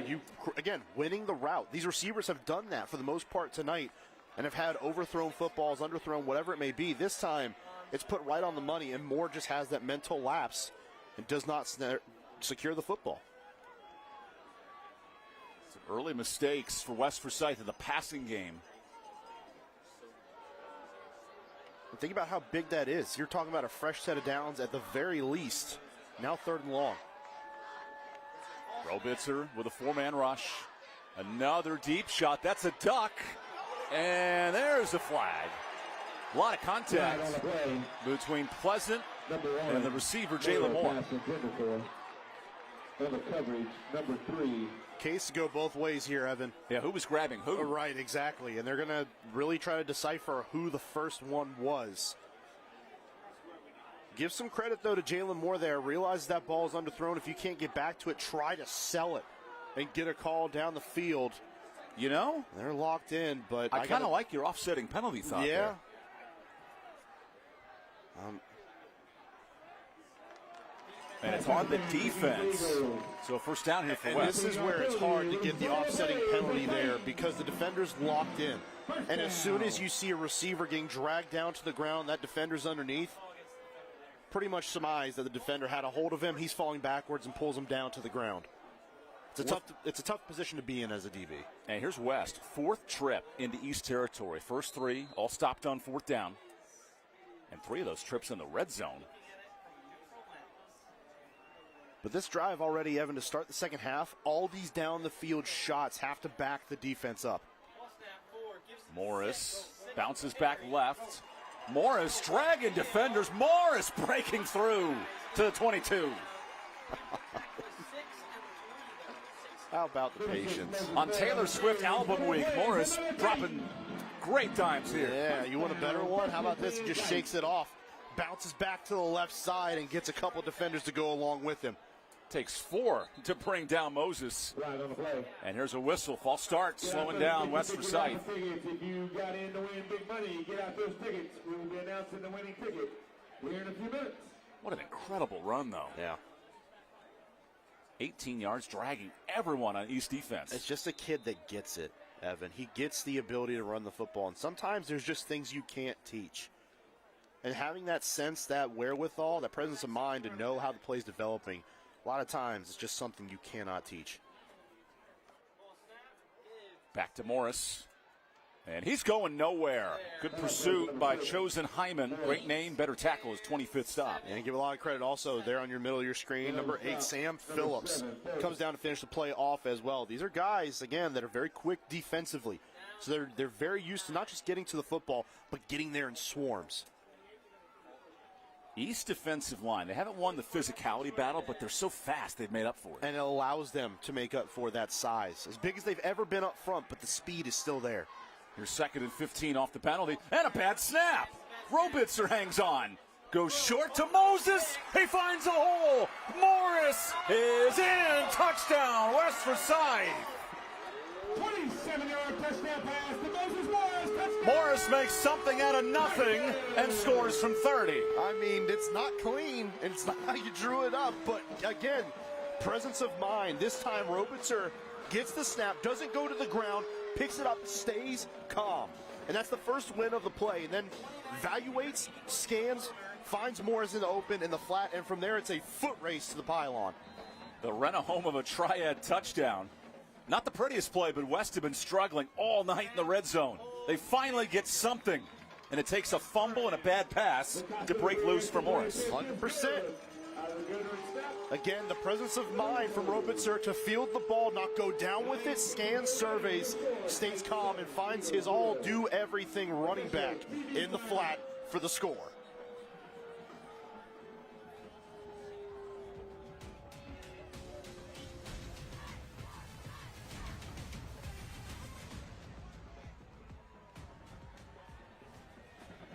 All right, here we go. 50-50 ready.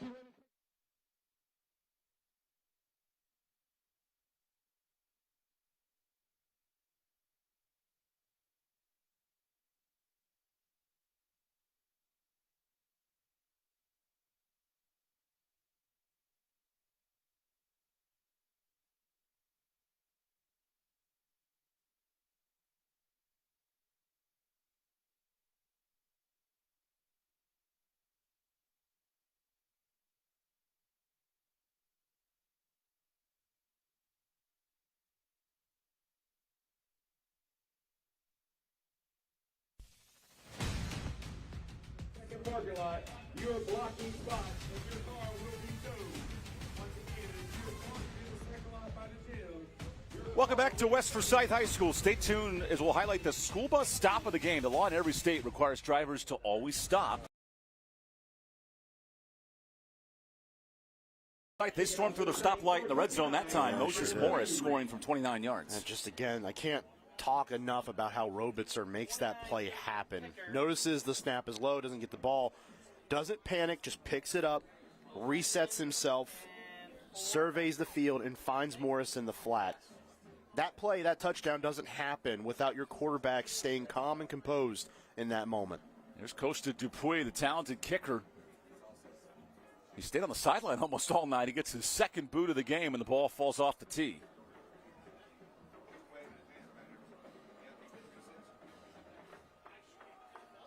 Pretty incredible that that's how we get our first score of the game. On a fumbled snap, lateral pass, and a streak up the field. Well, the way things have gone tonight, it's probably about par for the course. Finally, points here in the East-West battle.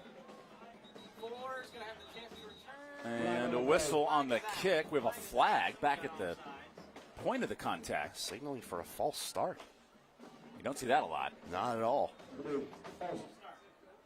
Yeah, it was out in front of the kicker here.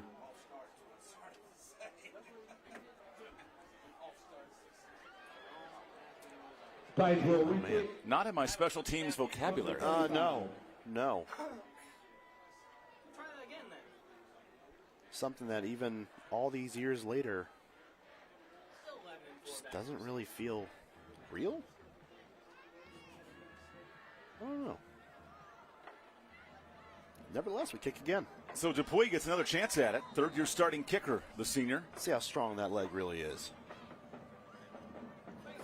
This one a bit shorter. And that's a live football.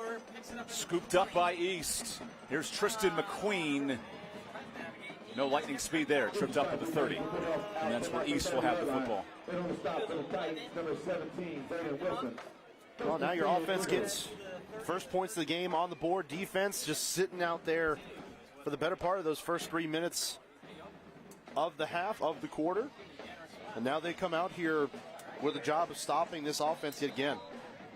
East in that first half, -7 yards on the ground for Jaden Fulton.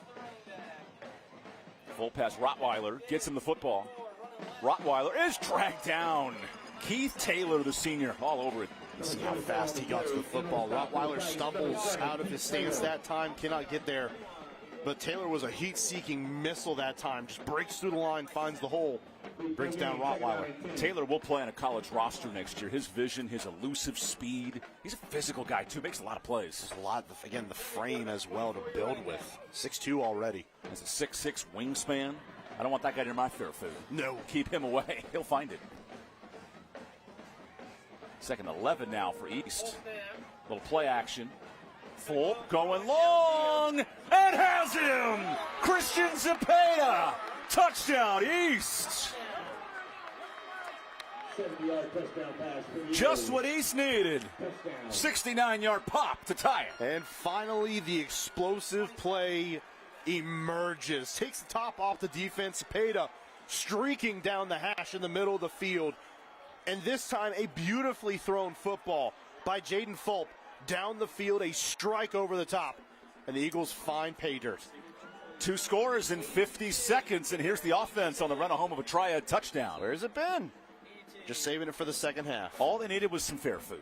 The kick started the offenses. Here's Ismar Areola Meza on the oh boy, bad snap. And this is a live ball.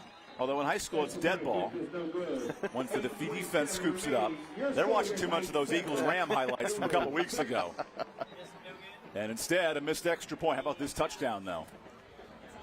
You know what? Impressive. Let's get some more fair food. More fair food. We'll go to timeout. Zepeda down the field. Touchdown for the Eagles.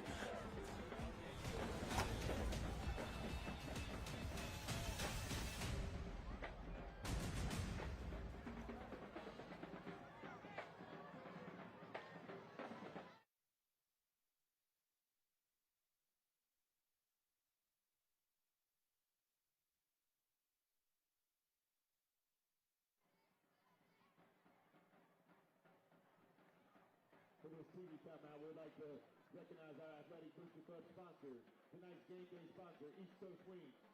Also, AAA Self-Storage, a Legacy Federal Credit Union, AM Erector, Blue Wolf Dental, Brad Romine, State Farm Insurance, Clean Air Environmental, Clemens Carpet, Clemens Trace Village, CP3 Basketball Academy, PS Brandon Plumbing, East Coast Wings, Hayworth Miller Funeral Home of Louisville, Heather Hopkinson and Associates, AG Financial, Welcome back to Clemens. Coming up in the fourth quarter, we have tonight's Carolina Classic Fair Player of the Game.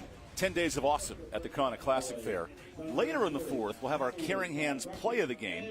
Caring Hands Home Health. Put your loved ones in our caring hands. And then after that, we'll have our Norris Automotive Drive of the Game. Norris Automotive, foreign and domestic repair, serving Mebane and Burlington. You get a read, and you get a read, and you get a read. But the missed extra point here, huge. We went through this third quarter. Looming large in a game that has had no shortage of mishaps. That is the latest one. It's the only thing stopping us from having a tie ball game yet again. It was a bad snap by East that ruined the extra point chance. And this kick is returnable.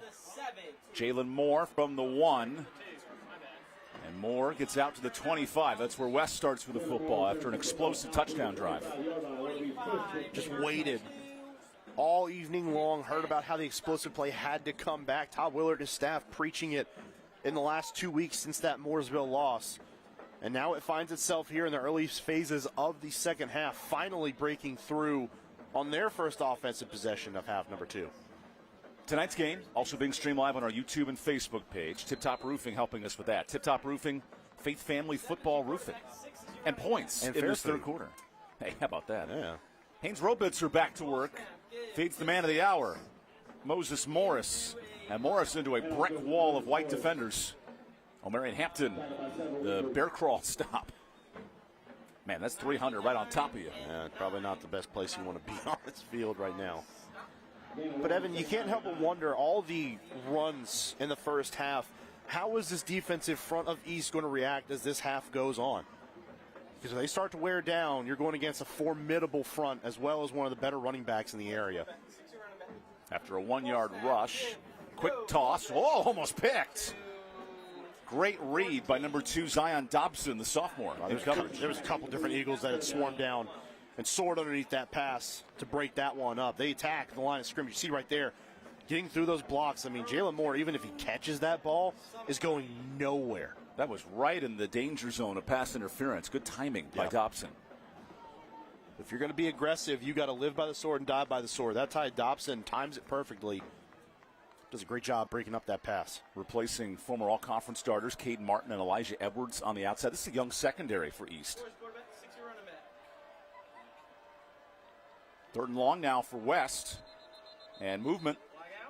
2 flags down. Multiple flags on the play. False start. Gives the Titans 5-yard penalty. 6th penalty for West tonight. Tough, and they've been fighting themselves in these regards. This offensive line has been very good. But at a certain point, especially with the passing game not being where it's supposed to be right now, 3rd and long like this is not where you want to be at all. And keep in mind, top defensive lineman Lucas Vandergrift, who was out with a wrist injury, he's back in. It's his first play of the game. He's missed 2 weeks, 51 in white. Can he provide pressure on 3rd and 14? Vandergrift, a 3-man rush. Good ball, and Moore's there. Jalen cuts back. He's got enough for the first, but a flag in the backfield. This might be coming back. It was not a long developing play, but it is a hold. That negates the 20-yard completion. So right here at the bottom of your screen, yeah, that's pretty obvious. Just right up around the neck that time. That's A.J. McLeod, the Alabama State commit on left tackle. Cannot have that. Gets beat to the outside and makes it worse by getting that hold. That's Keith Foster, who's also playing Division I football. You gotta be able to wash that defender by. Just get those hands down. So West has to get to the 35-yard line here on 3rd down. And this Eagle defense soaring with Vandergrift will feed Moses. And he's way short of the stick, so here's West for the punting unit and the 3rd down stop. Outside of building that yards per carry average on that run, really not much for this offense. Again, did a really great job, convert the 3rd down, negated by the hold, and all they can do is just run a draw play that time and get some yards and get out of the shadow of their own goalpost. Kevin Wallace begging his offense to come off the field. Those penalties inflicted that drive. And he knows it. He knows how important that offensive line is. As a group, they are the ones that really have a say in how this team does throughout the year. Another whistle before the Williamson punt. Offside against the Eagles. Now this is on the defense, so it becomes 4th and 10. I can't think it changes what you're doing out there, though. Still a punt. I said that in the first half, and West went for it on 4th down 5 different times. That's true. This might be a bit too far with a 1-point lead. Here's the senior punter, Williamson. Rugby style, runs for his life, puts a booming kick. Hello. And Jai Richburg takes 4 defenders to bring him down. Tell you what, Evan, that was one heck of a punt down the field. Flipped the field a little bit. That's Liam Manor and others on the stop. I mean, that's as good as it possibly gets, especially at the high school level. Get a punt way down the field in your coverage unit. By the time Richburg had that football in his hands, you had 3 different Titans there to wrangle him down. So East has a superstar in Jai Richburg. He's a 4-star wide receiver. Only 3 catches tonight. How do they get him more involved? So you got to take those shots down the field. Already saw it once on their last drive, but you guys try to take those shots down the field. Here's a handoff to Craig McGee, the backup tailback. He gets nothing on 1st down. I just remember a couple years ago, Evan, the first time we saw Jai Richburg play for this East Forsyth squad, Todd Willett was giddy about what he brought to the offense. It was a deep threat at that time, trying to grow into those shoulder pads. Now full-fledged 6'4" stud on the outside. Richburg, 7 touchdowns, leads the Central Piedmont, and he's part of an elite receiving corps in this program. Keyshawn Brown now at Duke, an all-conference standout. Josh Alston playing at FCS football. Even J.P. Gilchrist playing. It's 4 to 5 years of consistent playmakers on the outside. Yeah. Gilchrist running deep this time. Here's a deep shot the other way. And a nice conversion of Cepeda, who's joining that lineage of big receivers. You can see he's got a good feel, a good rapport with Fulp right now. Just does the comeback route, finds it, wins the route yet again, comes back to the sideline, and a well-placed football again. We talk about Ohio State with Njigba and their receivers as wide receiver U in college. But what makes East Forsyth a dangerous unit with their receivers? Well, you see how the receivers are able to do different things. It's not just a bunch of guys that can run deep routes, underneath, intermediate. It's a whole bunch of things. You've got guys that do different things very well, and you've got guys that, just like Richburg, are very talented at doing everything very well, can run the whole route tree, have a good concept of where those routes are supposed to stop, start, accelerate, decelerate. That's what makes a difference, and that comes down to coaching ultimately. East Forsyth, top 5 passing team in the state the last 3 years. Now Bryce Baker, a big part in that. This year's team, Mark, you look at the passing numbers, it's only 7 completions, but there's a big play in the third, a Cepeda touchdown. A little bit of life here in the second half. And you're not going to look at Fulp's numbers and think they're bad. I mean, this is a kid with now 13 touchdown passes and 2 picks on the year. You would think, oh my gosh, they're doing really wonderful. But has not topped 1,000 yards passing yet this year. And that's where it is. Like, they're doing a good job of getting the football into the end zone in those shorter fields. But when they have to drive, that's where it's been a bigger challenge for this Eagles offense so far this year. Richburg, 3rd in the state in receiving last season. You see that NC State sticker. He's ready to go to Raleigh here in no time. Some NC State coaches on hand pregame, checking out their star receiver, including Terrell Anderson from this area, who's now at NC State. Here's a quick toss to McGee. And Craig gets stonewalled. Hard to get past P.J. Dean, the Georgia commit. Yeah, just flared out to the side. Really hard to get past him. Again, 4-star guy. Talked about the other 4-star on the other guy in Richburg. P.J. Dean is a monster on the edge. See how lean he is on the outside. Very sudden with his movements as well, and does a really nice job sensing where the play goes. Dean's the 9th-ranked prospect in the state. This guy can play. You see his ability to read the line of scrimmage all over the place, making stops. And he's got 5 tackles tonight. It looks like East will change the play on 2nd and long. So Fulp rolls out of the pocket. Dean pressuring. Fulp with 3 on him. Gets back the line of scrimmage, and there's a flag. That's a face mask. That's pretty easy along the sideline. 30 with the angled him out. And for more on this elusive quarterback, here's Hannah Brady. Yeah, guys, you've talked about J.D. Fulp being a backup for the past 2 years, so confidence is something that Coach Willer and his staff have been working with him on. When I spoke with Coach this week, he said that Fulp was not so much of a vocal leader, but rather just goes out there and does his thing. And for East guys, that's something that's a little different for them than years past. As a leader for this offense, Fulp is being challenged to bring more energy to the huddle, not go through the motions, but really use his voice to command life into an offense that is used to a steady, confident leader, guys. With this lineage of Rayner and Bryce Baker, guys playing at the next level, it's impressive that Fulp can fill this role. But he makes good decisions. Like, he doesn't have that vocal aspect to him that you would love out of all your quarterbacks. But sometimes leading by example matters, and that last play is a good example of it. Defense flows, he doesn't make a bad throw. Off the penalty, here's Richburg on the toss. Dean is everywhere, and he gets help from Nick Goodrum, the senior captain. I mean, just right there. You see the speed off the edge that time. It's not just getting back to the quarterback that makes you a great edge rusher, right? It's about playing the run and how you do that, staying steady, reading what an offense does, and then reacting appropriately. Watch Dean just stretch this thing out, and no one keeps up with him along the edge. Goodrum does a really good job of also playing outside to bring the play back in. P.J. Dean, the 4-star defensive lineman, top-ranked D lineman in this state. Last year it was Bryce Davis, who's now at Duke, making things happen. Here's a deep shot. Cepeda hangs on, and he brings it in inside the 10. That rapport between Cepeda. Oh, and he hits the referee. Where's the flag? Give him 15 more. That rapport between Fulp and Cepeda right now is really showing off. That time down the field, a lot of those passes, it seems like Fulp has calmed down, has reset himself here in the second half, and puts a dime down the field. Back-to-back big completions to Christian Cepeda on a Crescent Ford first down inside the Cook Reynolds red zone. That's the sudden, quick playability we've been looking for. New quarterback in, Minka Fuller. And East will call a timeout late in this third quarter. So that new formation had East just a bit off. Marley Williams came in there late, tried to get into the formation. We got a busy weekend of sports here on My 40 and ABC 45. SEC loaded slate, and then Florida State, Miami, the nightcap. Is the U back? We're going to find out. I mean, so far they passed their test so far this year. Notre Dame in the first week of the season, so next one in Tallahassee. That's all on ABC. Full slate of games coming up. And then, of course, Monday Night Football. Always a good time for sports. How about the Kansas City Chiefs in a must-win situation? Sneaky good Jags team, too, at home.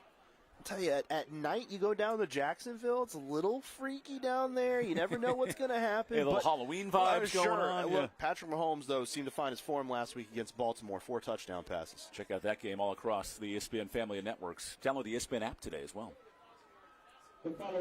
Back here on the high school slate, 2 of the top 20 teams in the state.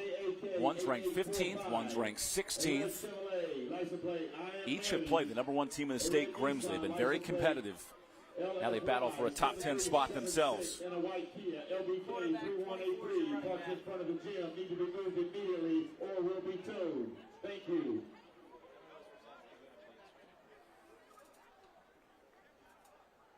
So that formation staying out there. A little bit different look. How about all those guys formed in the backfield? There's Fulp out of the timeout.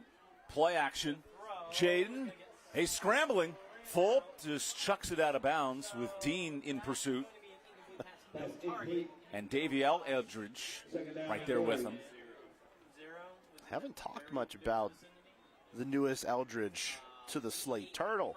1 of 10 Eldridge kids, with Fat Daddy and Fat joining the program in the next couple of years. Can't make it up, man. We even asked Kevin, like, there's got to be the flashcards you go through, just like, this is Fat, this is Fat Daddy, this is Turtle. D-Rock from a couple years ago. Davion and Davier, who played recently. Here's a flag. An eligible man downfield on East.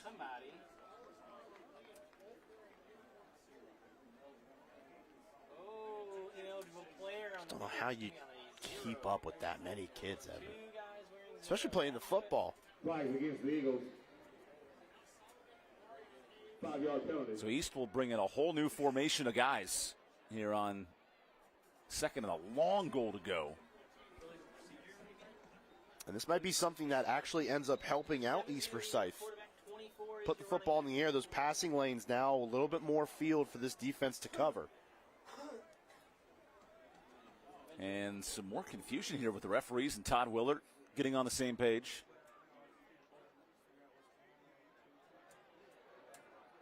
And okay, looks like we're moving back some more yards here. Oh, what is this? We don't have an explanation yet, but now it's a 15-yard penalty. Ineligible participation against Eagles. So there were 2 players wearing the same number for East. And there are double numbers up and down this East roster. So here's second and long. Fulp with time. Fulp checks it deep. Incomplete. Wanted his Brody Franco. And good coverage in the secondary, Nick Goodrum. Well, you're testing a linebacker in coverage along the sideline that time, but Nicholas Goodrum plays that one to a T. As far as linebacker coverage is concerned, that might be clinical tape right there. Stays with the receiver, and again, plays through the hands. Look at him reacting. Going up against Franklin that time, just reacting to when his hands go in the air. Nice job by Goodrum down the field.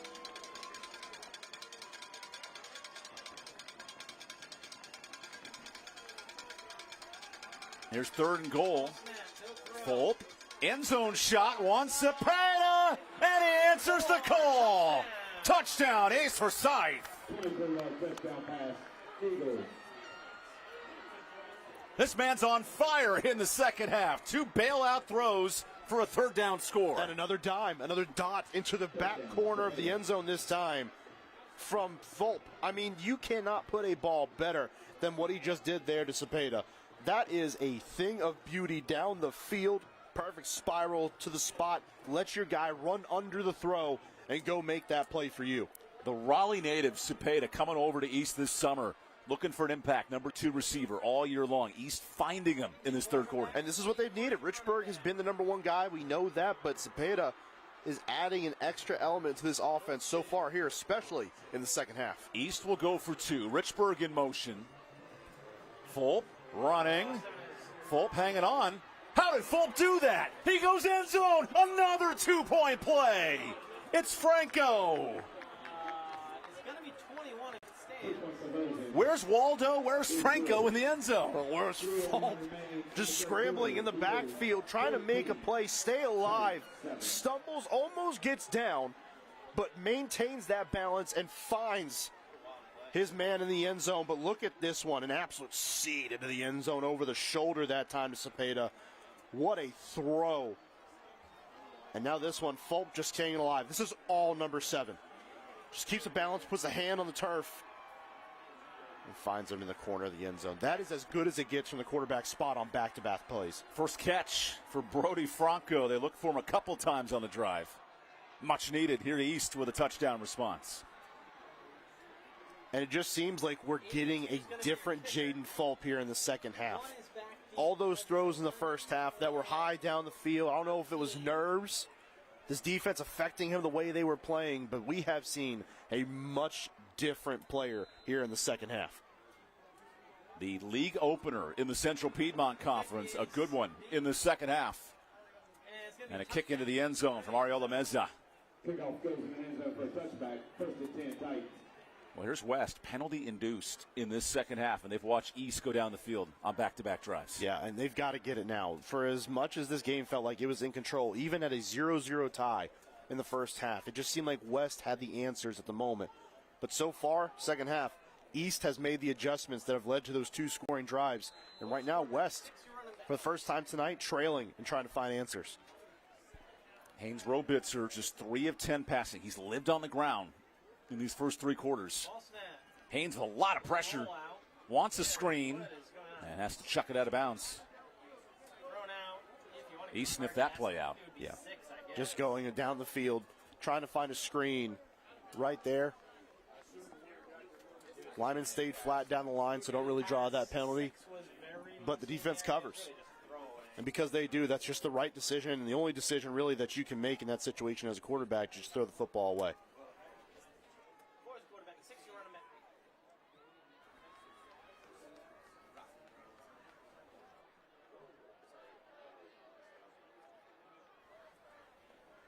Here's 2nd and 10. West struggling through the air so far. A lot of time for Robitzer, and it's almost picked. Adrian Solomon jumped in front, and he got some help from Chaboy.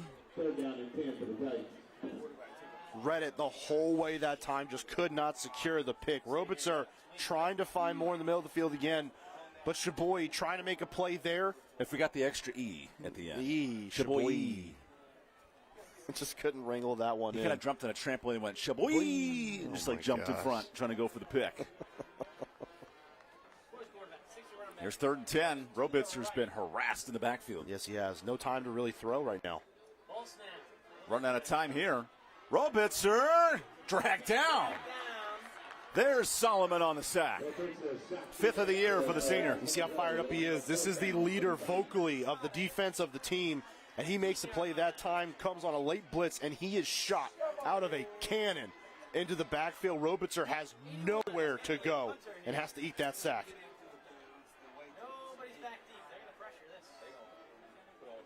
Gosh, East is playing with a ton of confidence right now. Team captain Adrian Solomon. He's their vocal leader. He's getting after it with this pass rush. And Williamson booms one way. That'll die inside the 45. Good field position for East coming up. Rolls to a stop at the 43-yard line. Will be 1st and 10 Eagles. This game concession stand still open. Man, oh man, what a turn of events. I mean, it just feels completely different inside the stadium right now, Evan.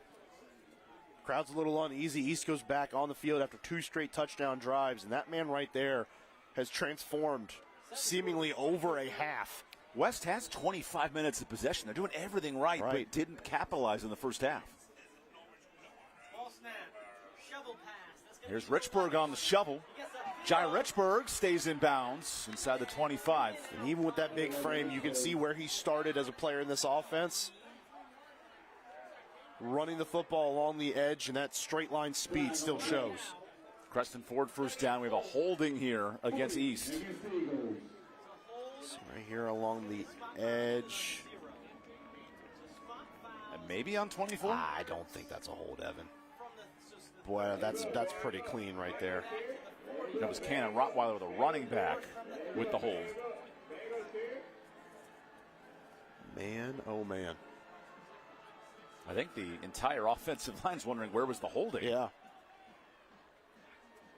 It's a tough call on the edge in that situation as well. Rottweiler was in position, but Revs thought better of it. Just the second penalty for East tonight. That's a big one. Negates a first down run.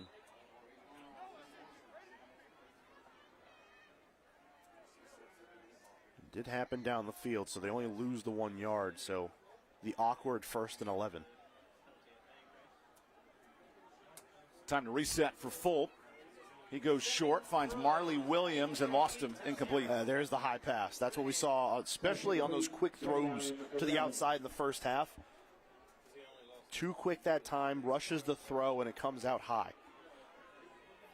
So we've seen some beautiful throws down the field here in the second half, but they haven't been quick throws. He's had time to sit back there, establish himself, and step into a throw down the field. But that time, the quick throws, those have been the bugaboo tonight.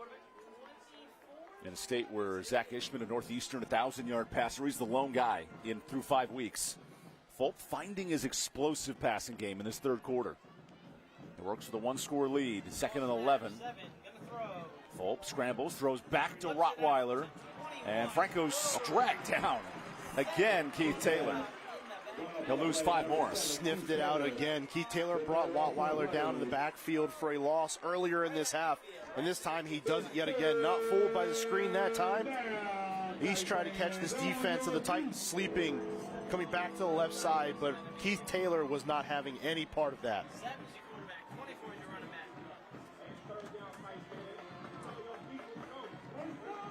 Last touchdown was on 3rd for East in the red zone. Now they face 3rd and 16. And a single high safety back right now. That's a lot of space for Cepeda, who scored 2 of those touchdowns. And he is alone at the top of your screen, one-on-one to that side. Fulp facing a blitz. It's picked up. Fulp running. He needs 10 more, and he's short. Well, now 4th and 9 coming up.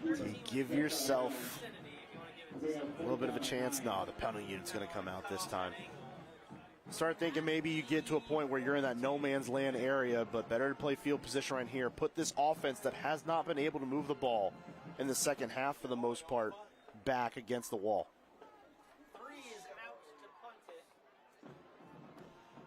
A busy day for Sheboygan. His 4th punt.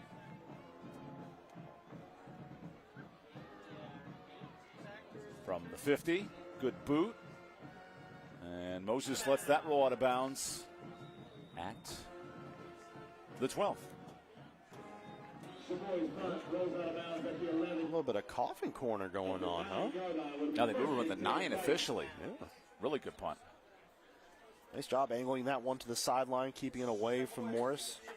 And also pinning this offense back deep in their own territory. Really nice job that time by Sheboygan. And he's a National Honor Society student. Oh. He's our Scholar Athlete of the Week. Great handshake with Hannah pregame. Yeah. He was Stone Cold Steve Austin. She was all smiles, trying to break conversation, and he was all business. We talked about the size of some of these kids. That's a tall dude out there, too. Fresh set of downs. Morris on the ground. Moses breaks loose. Morris with a good cutback, but a flag around the 15. Might negate it. It's the one drawback when you've got a back like this who's constantly changing directions, is it causes you as a blocker to have to get out there, and you might start grabbing cloth because he's changing those directions. It's a tough place to be in, but it's just part of that nature.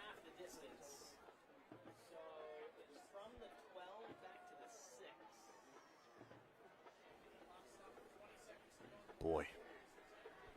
Just when it seemed like there was a nice play, get this drive off to a good start. And it bumps the play back, and they're losing that yardage going further away from the goal line they're trying to get to.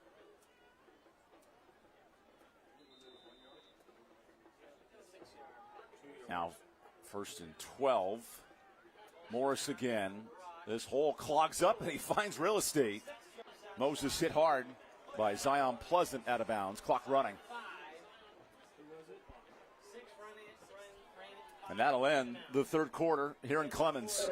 They call it a village. Well, it's a fist fight here through 3 quarters. 14-7.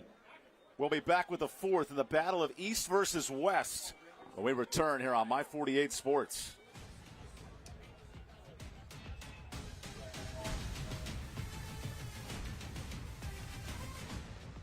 Official TV timeout.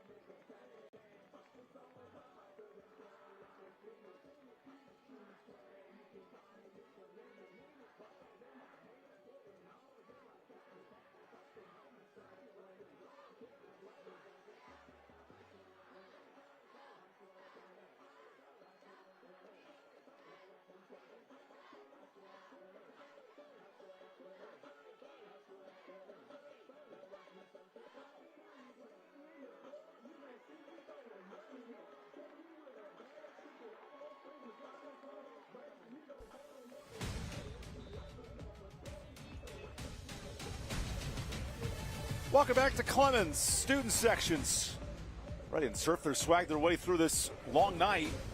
Offense in the third quarter. And right now it's East defense holding strong as we enter the fourth.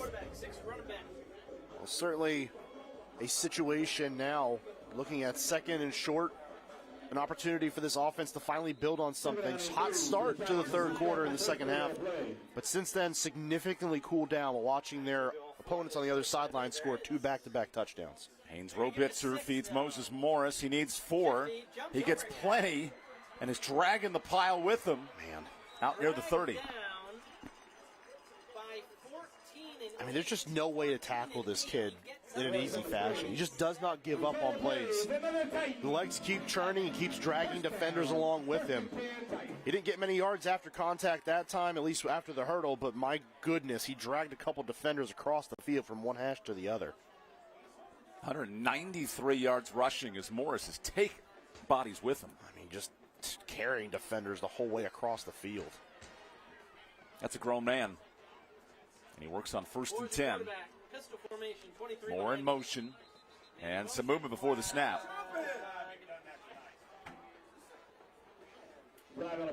So West, these self-inflicted wounds. 9 penalties for West. I mean, you can talk about the penalties. You can talk about the miscues in the first half. Those 3 possessions that got into East territory and they come away with no points. Well, right now it's an uphill battle that West Forsyth really has dug themselves into. Moore again in motion, same play. Reverse, it's Morrow. Morrow with speed, breaks one. Morrow fumbles it and saves the football into East territory. Explosive run of almost 40. Really, really good. Blocking, run down the field. Almost cataclysmic in the back end, but Morrow gets the explosive play that we've been waiting to see from this West offense. Talking about the explosion we've been waiting to see from East, this is arguably the most explosive offense we've seen in years from West Forsyth. and they finally get that play down the field. 5 yards to carry on the ground tonight. Tip Top Roofing first. They try it again, and nothing that time for Jamar Shepard. Gain 1. Solomon Brown on the stop. These linebackers are aggressive for East. And they're flying downhill. They are challenging the front of West Forsyth right now. And Solomon Brown, his wrist is hurting. That 5'8" firecracker. West Forsyth students, it's time for you to call your ride if you don't have one. Go ahead, make that phone call now. Here's 2nd and 9. Robitzer underneath. That's tipped. Good pursuit. Isaiah Edwards tipped it. Robitzer has this kind of slow windup, Evan. And as a defensive lineman, you're looking at that, and you can almost time when that football is going to come out. The quicker that release, the harder it is for you to get your hands up and anticipate when a throw is coming. But when you can see it happening, Robitzer winding the football up, these defenders have a chance. They have their eyes up to get their hands in the air. And look at that ball boy hustling. A 4.5 40 get off the field. Robitzer wants a new rock here on 3rd and 9. And movement. False start on Jalen Moore. Boy, the mental mistakes tonight are starting to mount up for this West offense. Flag on the play. False start against the Titans. 5-yard penalty. 3rd down and 14. The sophomore all-conference a year ago as a freshman. He's on that Snook Peterkin track, Virginia Tech wide receiver in terms of elite freshman year, building in year 2, making things happen. And you can see the ability for sure. But another mental mistake that time by this offense sets them back even further. And more movement for West. And the Titans are giving away yards in this spot. Peterkin, who had 1,000 yards his last 3 years at Mount Tabor, formerly in the Central Piedmont Conference.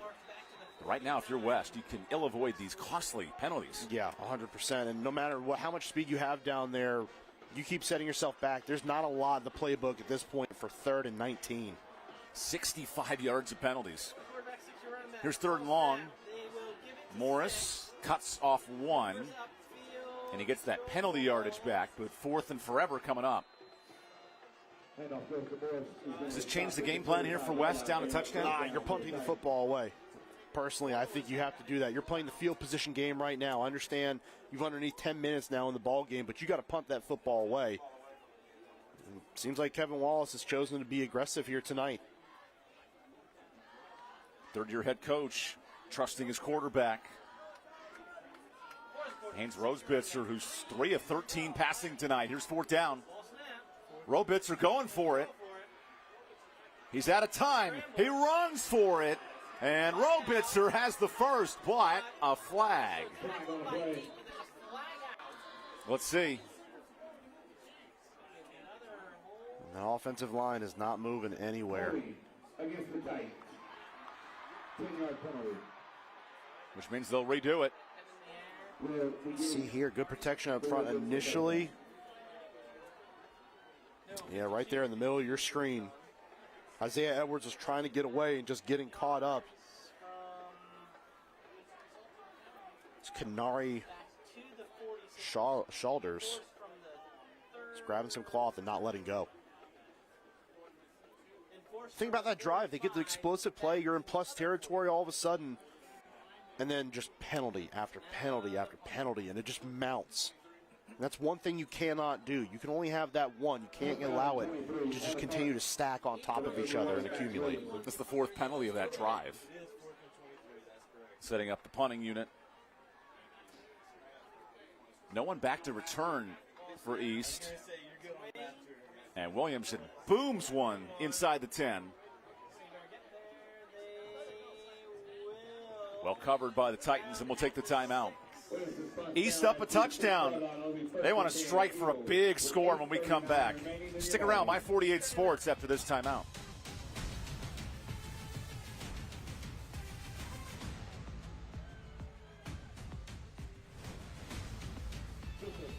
Timeout brought to you by Perez's PB&J's. Also, touchbacks tonight by West Forsyth.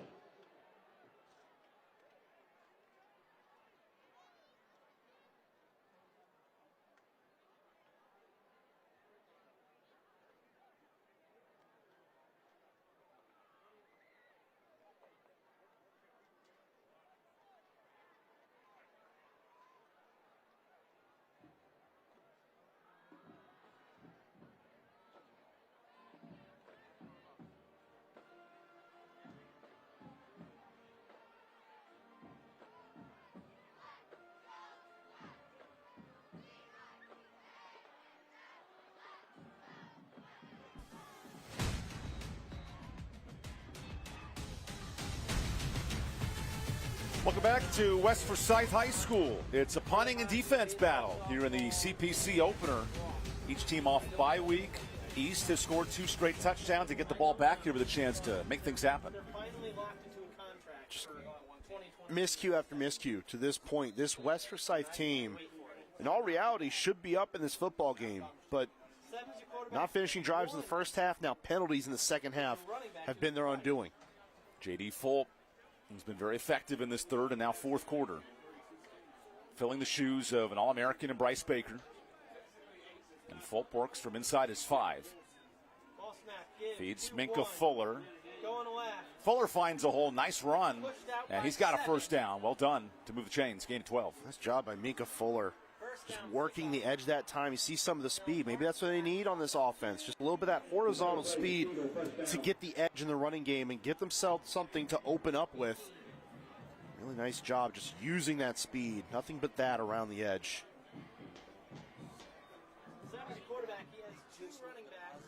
That run just put East in the positive on the running game. They've been in negative all night, living through the deep threats. Fuller gets it again. Great block by Shabazz. He cleared a big hole, gain 8. They sure did. Coming around from the left side of the offensive line, just goes all the way across the formation. And that time, again, Fuller's the ball carrier. And a little bit of explosiveness from him. How about that? Pulling around, just sealing Dean on the edge there that time. The Georgia-Carolina matchup. Yeah. We'll see that at the next level here in no time. I'll be honest with you, Evan. It's probably the other way around at the collegiate level, especially in today's current landscape. Second and short after the 8-yard gain. Fulp keeps. Fulp's got a big hole. Fulp versus the safety. And Fulp breaks loose. Foster tracks him inside the 25. Absolutely fooled everyone along that defensive front. Fulp, great fake, great read. Dean sees it initially, but can't react fast enough, and Fulp is out the gate from there, down the field. What a play. Backed up against your own goalpost, and you get out with a run like that. 52-yard run for Jaden Fulp. He's explosive when he can get break loose. On the tip-top roofing first down. I mean, Evan, you just really can't say enough about how different he has looked in half number 2 versus what we saw before halftime. Back to Rottweiler. And another good tackle for Keith Taylor, the senior backer who fills the shoes of Davion Eldridge. Kanan Rottweiler cannot get away from Keith Taylor fast enough right now. It seems like every single time 24 is toting that football for East, it's the green helmet, the gold jersey, and gray pants of number 7 and Keith Taylor tracking him down. 7's the quarterback, 24's the running back. Hey, look, you're on TV. They found out. The West Faithful hoping they can rally the troops here in the fourth. By the way, it's got to be like some sort of inside joke now that every single night we're at a game, it's USA themed. I think they're looking at our social media pages for the schedule. They've got to know. Here's a toss to Richburg, and Jai makes the most out of nothing, gets back to the line of scrimmage. And guess who was there again on another end around by Richburg? No one else but P.J. Dean, stalking that defensive front, playing in space, forcing that one back inside. East has not found Richburg through the air as much. They've done these handoffs, these quick tosses, looking to get him the ball. And it's the one thing, again, he came into this offense a couple years back as a deep threat, and they just have not utilized him in that way tonight. Fortunately for him, Christian Cepeda has picked up the slack on the other side. Inside of 6 minutes in this fourth quarter. Here's 3rd and 8. Fulp out of the pocket. And that's tipped and incomplete. Almost picked by Goodrum. Well, the high throw just gets out there. Goodrum gets a paw on it, and it would have been an absolutely spectacular play if he's able to make. But another throw on the run that just sails a little bit on Fulp. And I wonder if that almost got tipped because the way it came out of his hand, that ball was wobbling a little bit. East electing not to kick. They're trusting Jaden Fulp, who just ran it for 52 yards a minute ago. It's 4th and 8. Fulp Goes end zone. Cepeda incomplete. Excellent coverage. Daniel Bunker on the stop. Well, he had him right there. Cepeda, just football, looks like it goes right through his hands. It's another ball down the field by Fulp here in the second half where you're allowing your guy to go get it. But the coverage is so good on the back end by Bunker. There is no room to work with for Cepeda. Great job tracking the football and staying with the play. So West gets a stop in the red zone. Finally gets a stop they need here in the second half. And now your offense takes the field with under 6 minutes to go. Can they finally get back on track and mount a drive? Last 3 games, 30-plus points, all on the ground for the Titans. Robitzer goes inside, and it's almost picked. Good tip at the line of scrimmage. Well, Marion Hayes got his hands on it. Man, that was close. It goes in the air, and then at that point, it's anyone's football. But there's a moment, Robitzer and Morris both coming up from Lake Norman, joining each other here in the backfield at West Forsyth. There was a moment to cement themselves in the legacy of not just the school, but this rivalry. It will be this drive. Here's 2nd and 10. Robitzer scrambling. Moses demolished. Solomon Brown there. No gain. Well, if it's not Adrian Solomon, it's Solomon Brown. Another heat-seeking missile. You see a bowling ball of a human being back there, 5'8", 190, and he is always willing to add a little bit extra on the tackle. That time, just stonewalls Morris. 39-4 is the quarterback, 6th running back. Now the clock's inside of 5 minutes for West. There's 3rd and 10. Robitzer goes short. Morris, not much there. Maybe 3 yards. And what do you do here if you're West Forsyth?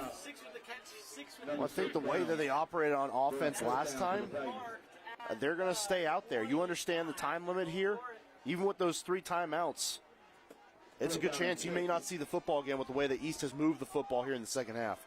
How about this? A play to win the game for East's defense. Robitzer on 4th down. Has time. And a catch is short. That's not enough, and a stop. Holding up Tylen Grimes. Wait, whoa. This needs to be measured. Now, wow, they give him the first. He looked, I mean, it was close.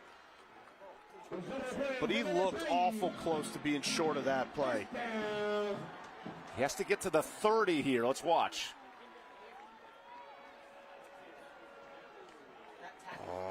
Oh, I don't know. No replay at the high school level. Here's a deep shot. Whoa! Grimes dropped it. Oh, my gosh. That time, Robitzer puts it right out there on the dot, straight over the shoulder. Grimes has a chance to go up and make a game-changing play and just cannot complete the process of the catch. Ooh. But on top of that, Zion Pleasant, again, plays through the body. If he's not there, it's very possible that ball is juggled but still caught. There's 2nd and 10 after the drop. Moses breaks a tackle. Moses, another broken tackle. Morris into East territory. He's slipping tackles all night. He sure is. You see just sliding through a crevice in that offensive line. And then from there, it's one-on-one, and most of the time it's going to be 6 in green and gold that's winning those battles in the open field. Just rolling through would-be tacklers. In a state where the leader in rushing is John Evans Jr. over at Reagan in the same conference, now this kid, Moses Morris, is churning out yards under 26 right there. He's got 215 tonight. He's going outside, and Grimes breaks another tackle, but that clock starts ticking. 3.5 minutes left. It's out of bounds. Couple yards there on first down. Again, you don't want to start going behind the sticks And for as many issues they've had here in the second half with penalties, you've got to make sure that you are holding your water up front and executing at a high level. New running back, Jamari Shepard in. Morrow in motion. Shepard gets it, and he's got the first with a juke. Shepard tripped up at the 25. Nice stop by Adrian Solomon. Talked about how slippery Moses Morris is back there, but Jameer Shepard is the guy who has the real straight line explosive speed. If he gets out in the open field, you see him cutting a little bit there, you need to watch out. Morris back in the game. Play action. And a flag. Flag on play. False start against the Titans. 5-yard penalty. First down. Take it back 5 yards. So again, you're starting to get close to the end zone here, and you're smelling that. You've got to stay composed. Mark, 13 penalties for West Forsyth. And it's been the second biggest thing in this game potentially that has hurt them. And that's why they have this 7-point deficit right now. They've dominated every category, but the mistakes in the red zone are costing West. That and penalties. So now it's 1st and 15. Robitzer goes to Morris. He wants to throw it. Instead runs and no one tackles him. Gets the penalty yardage back and then some. Multi-layered thing there, right? Looking to throw it. Really good job by East to stay disciplined, following down the route that time. Looked like he was trying to go down the field for more. But Moses knows that there's nothing there. Just pull the football down, get those yards. Really nice job on both sides, on the front end by East, on the back end by West. West is right on the edge of the red zone where they're 0 for 3 tonight on these trips. Robitzer and another whistle. 5 more yards against West.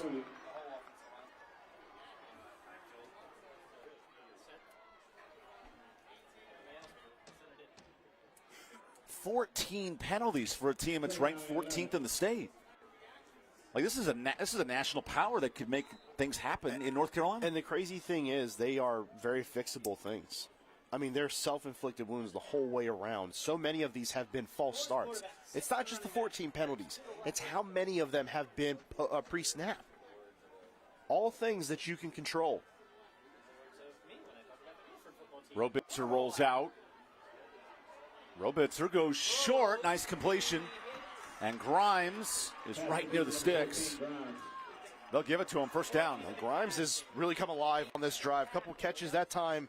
Really nice job by Robitzer to feel the play out, roll, and stop to plant his feet and get a better feel for the throw. See right there, he stops and gives himself a chance to make a more accurate throw down the field. Good stop by Sam Phillips, but it's the 4th trip for West into the red zone, the Cook Reynolds red zone. Inside of 2 minutes, Robitzer feeds Morris. Patient. Moses jukes at the 12, and he's hit hard there by Julian Gerald, the junior D lineman.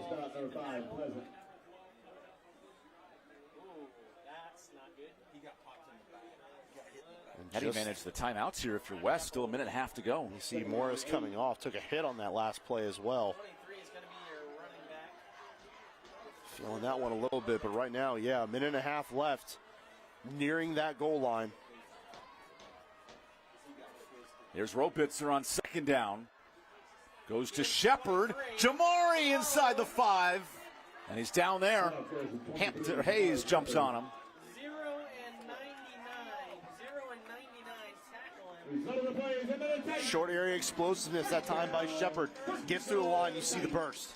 Robitzer on 1st and goal. Feeds Shepard. Cuts one. Shepard pushing that pile. Not yet. Ruled short at the 1. I really thought he was going to get in there, Evan. The way that offensive line came up behind it and gets a group push towards that goal line. So Robitzer exits the game, and here comes the defensive lineman, Daviel Eldridge.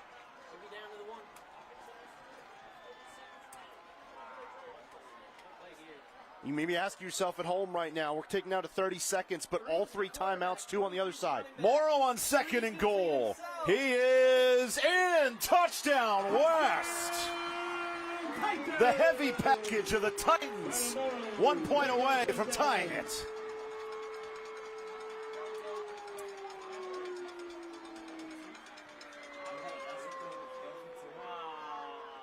What a drive. Starts with 5.5 minutes left. Noted they may not see the football again. They go for it on a 4th down. They convert. Just continue to drive down the field. The combination of pass and run, the balance on full display on a game-saving drive. Huge extra point. And we got a tie game in Clemens. 25 seconds from overtime. The power run straight up the middle. West Forsyth is alive. The Village is popping. And we've got a tie game in Clemens.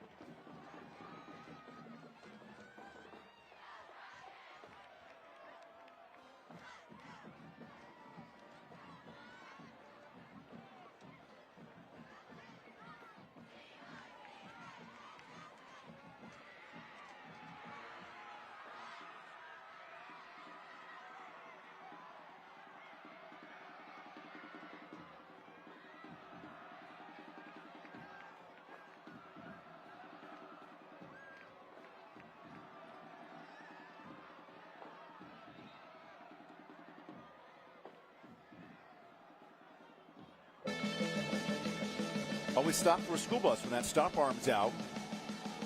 And Mark, a good battle here for West with their defense. Yeah, absolutely. Just down the field.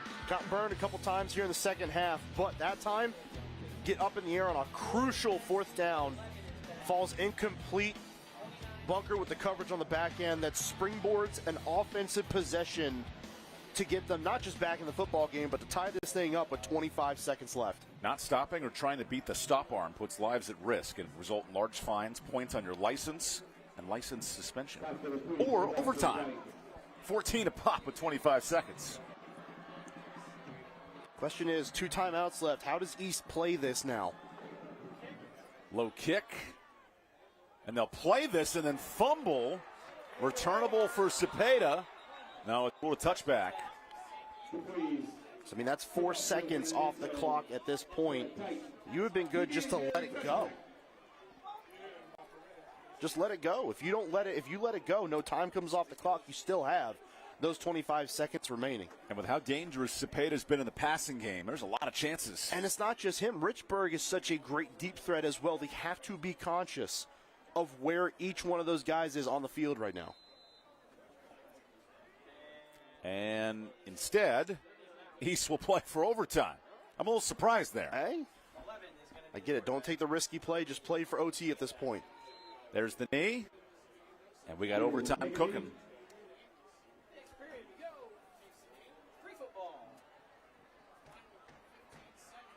What a game. What a second half. And now it's about mindset. Do you want the ball first? Do you want the ball second? The conventional wisdom is you want the ball second. Know what you have to get if you win that toss.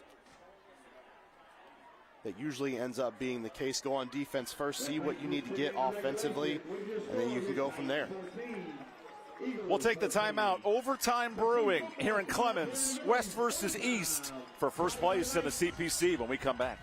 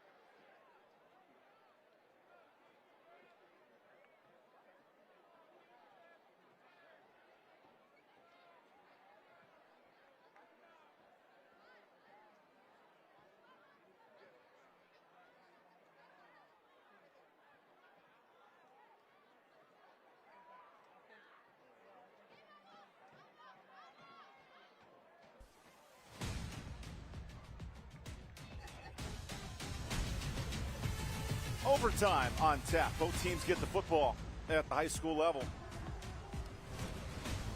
We'll get our first overtime in October. And a fun taste to open up CPC play. West Forsyth with a 13-play drive to tie it. Now the most important coin toss of the night. But what a wild game. Miscues in plus territory for West in the first half open up the door for us going into overtime here, and what a drive by them to redeem themselves as well. Start to see the game slip away in the third quarter, able to steady the ship and get back and tie this football game up late. Well, we're getting every explanation of the coin humanly possible. Heads, tails, this is one side, this is the other side. It will flip it and will land on one of these sides. One side's east, one side's west. Now, if it lands standing straight up, we flip again, but we remember that because it's probably never happened. So West will go second, and East will go towards our cameras. Yes, they're going towards our cameras. I love it. Putting that high end zone camera to use. That's good television, right? So West has not defeated this East Forsyth program since 2019. Starts to feel like this could be a moment West could make something happen. And really go back even to last year. They were in position to win that football game as well, but a little bit of a late collapse is their demise. Bryce Baker with a touchdown pass to J.P. Gilchrist. With under 30 seconds left, they eventually take the lead in that football game. It was just the latest loss of 6 in a row that has stung the Village for the last several years, and now they are on the doorstep of potentially snapping that streak. This defense that is so vaunted, so tall, fast, big, everything, every superlative you want to throw out there, has to find a way to keep this East end zone or East offense out of the end zone. East Forsyth living through the air. 2 touchdowns to Christian Cepeda. And we get some free football here in the Central Piedmont Conference. On a night where R.J. Reynolds moves to 6-0. They're making waves in this conference. Reagan, another impressive win. And here's overtime. Fulp on first down. End zone shot. Richburg almost picked. Woo. Good hands by Nicholson. Almost looked like it was overthrown, then almost looked like it was going to be a potential magnificent one-handed grab, and almost an interception. A lot of almost in there, but the one certain thing that happened was an incomplete pass out of bounds. You're trying to throw a fade ball, and somehow you just overshoot your 6'4" target.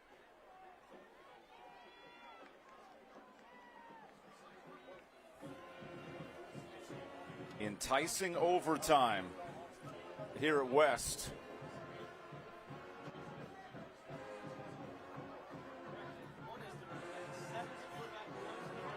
Fulp running out of time. Here's a blitz. Fulp rolls right. Fulp elects to run it and gets hit late. A flag.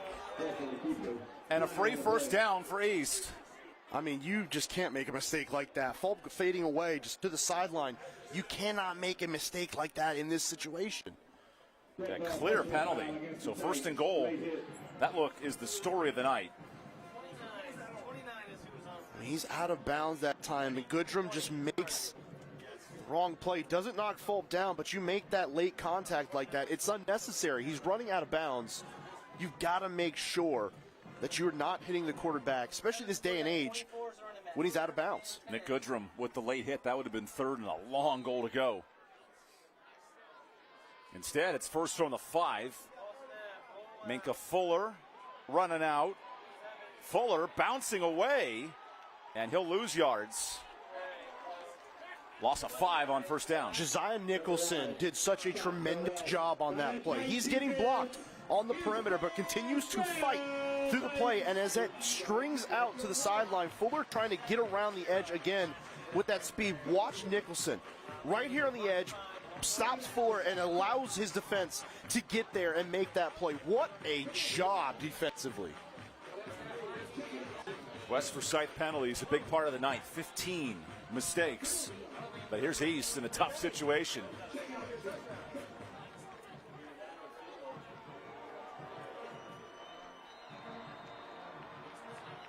And now we have a whistle and a timeout for East.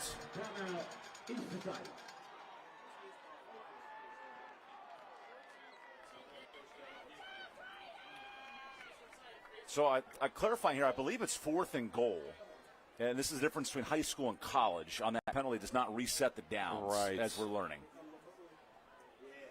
Very interesting that that's not the case. I don't understand that one, I'll be honest. Yeah, well, so it's not a call we actually see very often at the high school level. The roughing the passer. Right, yeah. Correct. Certainly when you're going out of bounds. I mean, a lot of the times it's usually one defender chasing them down. It's not someone coming down immediately. Yeah, we just don't see it a whole lot. Do you elect for the field goal here or the touchdown if you're East? Well, I don't know that they have a whole lot of confidence in their field goal unit right now. They have the botched extra point after they score their second touchdown. Oh, sorry, their first one. So how much confidence you really have there? It just kind of seems like you keep your offense out here and you live and die by it.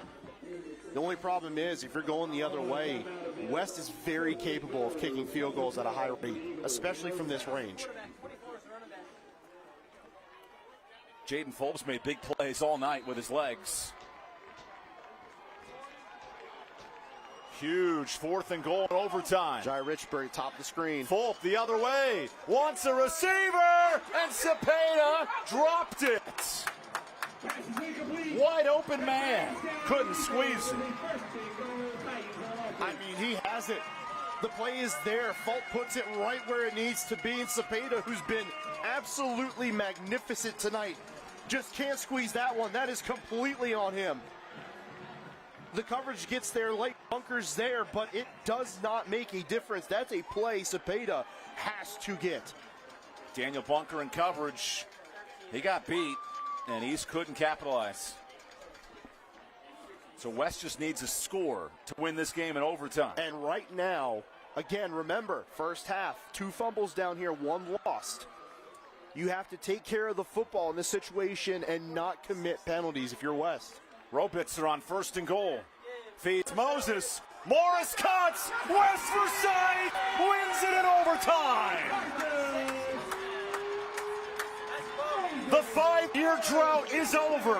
West strikes first in the Central Piedmont. They're storming the field in the Village.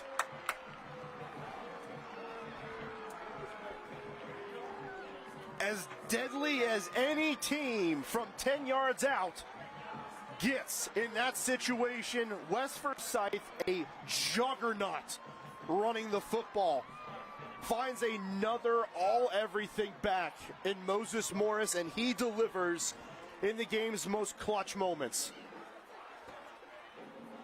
You can tell how much this means to the town of Clemens. The Village is ready. 230 yards rushing for Morris. He was the man of the hour tonight. Just everything across the board you want in a running back was on display tonight by number 6 in green and gold. That touchdown cements his status and this game in the history of this rivalry.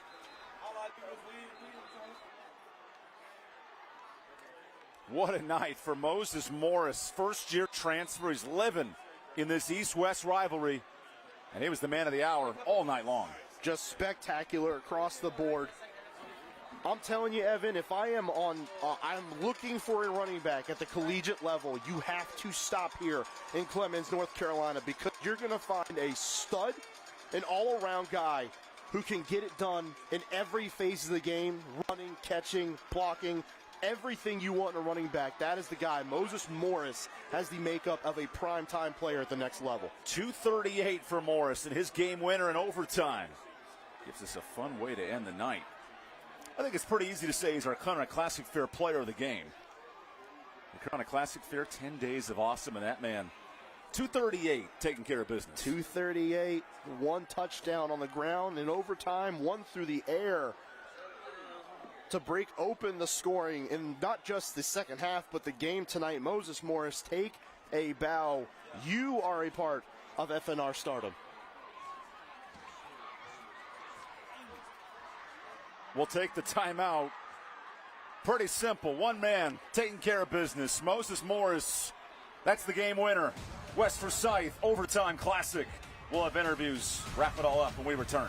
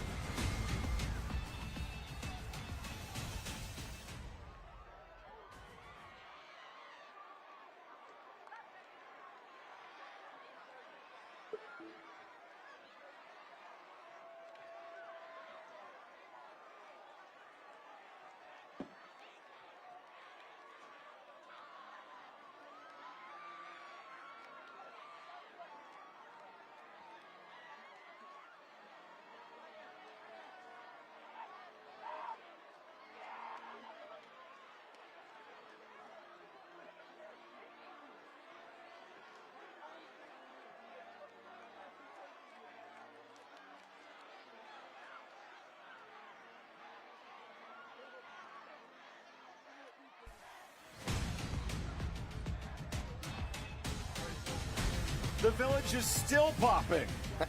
What a start to October. Final month of the regular season, and West beats East in an overtime thriller thanks to Moses Morris. Just unbelievable effort, not just by Morris, but by this entire team tonight. The game seemed like it was slipping away there in the third quarter. East had all the momentum on their side. A completely different team comes out of halftime, makes the adjustments, is taking over the game, and it takes a couple of stops, timely ones, and great offensive drives to end the game for West to come away with not just a victory, but one that's been haunting them for the past 5 years. Here's our player of the game, Moses Morris, doing it all when his team needed it with these big runs. Just see the shiftiness. Everything that he did tonight was so indicative of what a running back should do. And sometimes it's God-given. It's the shiftiness, how to feel a play. And sometimes it's just luck. Getting out into the flat on a fire drill. Morris is wide open. It's a foot race to the end zone for his first touchdown of the night. And a second one in overtime to seal this one and end a 6-game losing streak against East Forsyth. Moses Morris, take a bow, young man. You are the Carolina Classic Fair player of the game. And here's our play of the game, Mark, from Caring Hands. Well, same exact thing. In overtime, you get an opportunity to deliver a kill shot to your rival. You've got to be able to deliver right there. Just 1 foot in the ground. Talked about him being able to put the foot in the ground and accelerate through the hole. There's no better candidate for our play of the game. He must have known you're getting married. He said, put a ring on it after scoring that touchdown. And there's Moses talking to the local interview. He'll get Hannah Brady down there in a moment. Hannah, how's it going down there? Evan, it's going great. Coach, when this team's back was against the wall, they found a way to fight.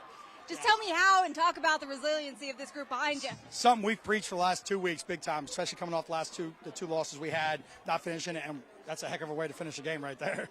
Moses Morris, you're running back for you tonight, just ending the game for you. Just talk about him, his grit, his resiliency in the run game for your team. Yeah, he started off the game. We thought he was bouncing some stuff, not doing it. He just kind of focused back up. Perfect example at the last play of the game and hit it. And then great finish for this program. The Titans haven't beaten the Eagles since 2019. Yeah. Just talk about how big this is for both you and this program. I mean, I think we preach to our kids all about this. They remember the last 2 years. I mean, we went from 11 minutes and 21 seconds and losing the game 2 years ago to 9 seconds last year to pulling it off in overtime right now. It's a great transition. Proud of our seniors. Great moment for them. Coach, we're going to present you with this trophy for tonight's Friday Night Rivals game winners. Congratulations.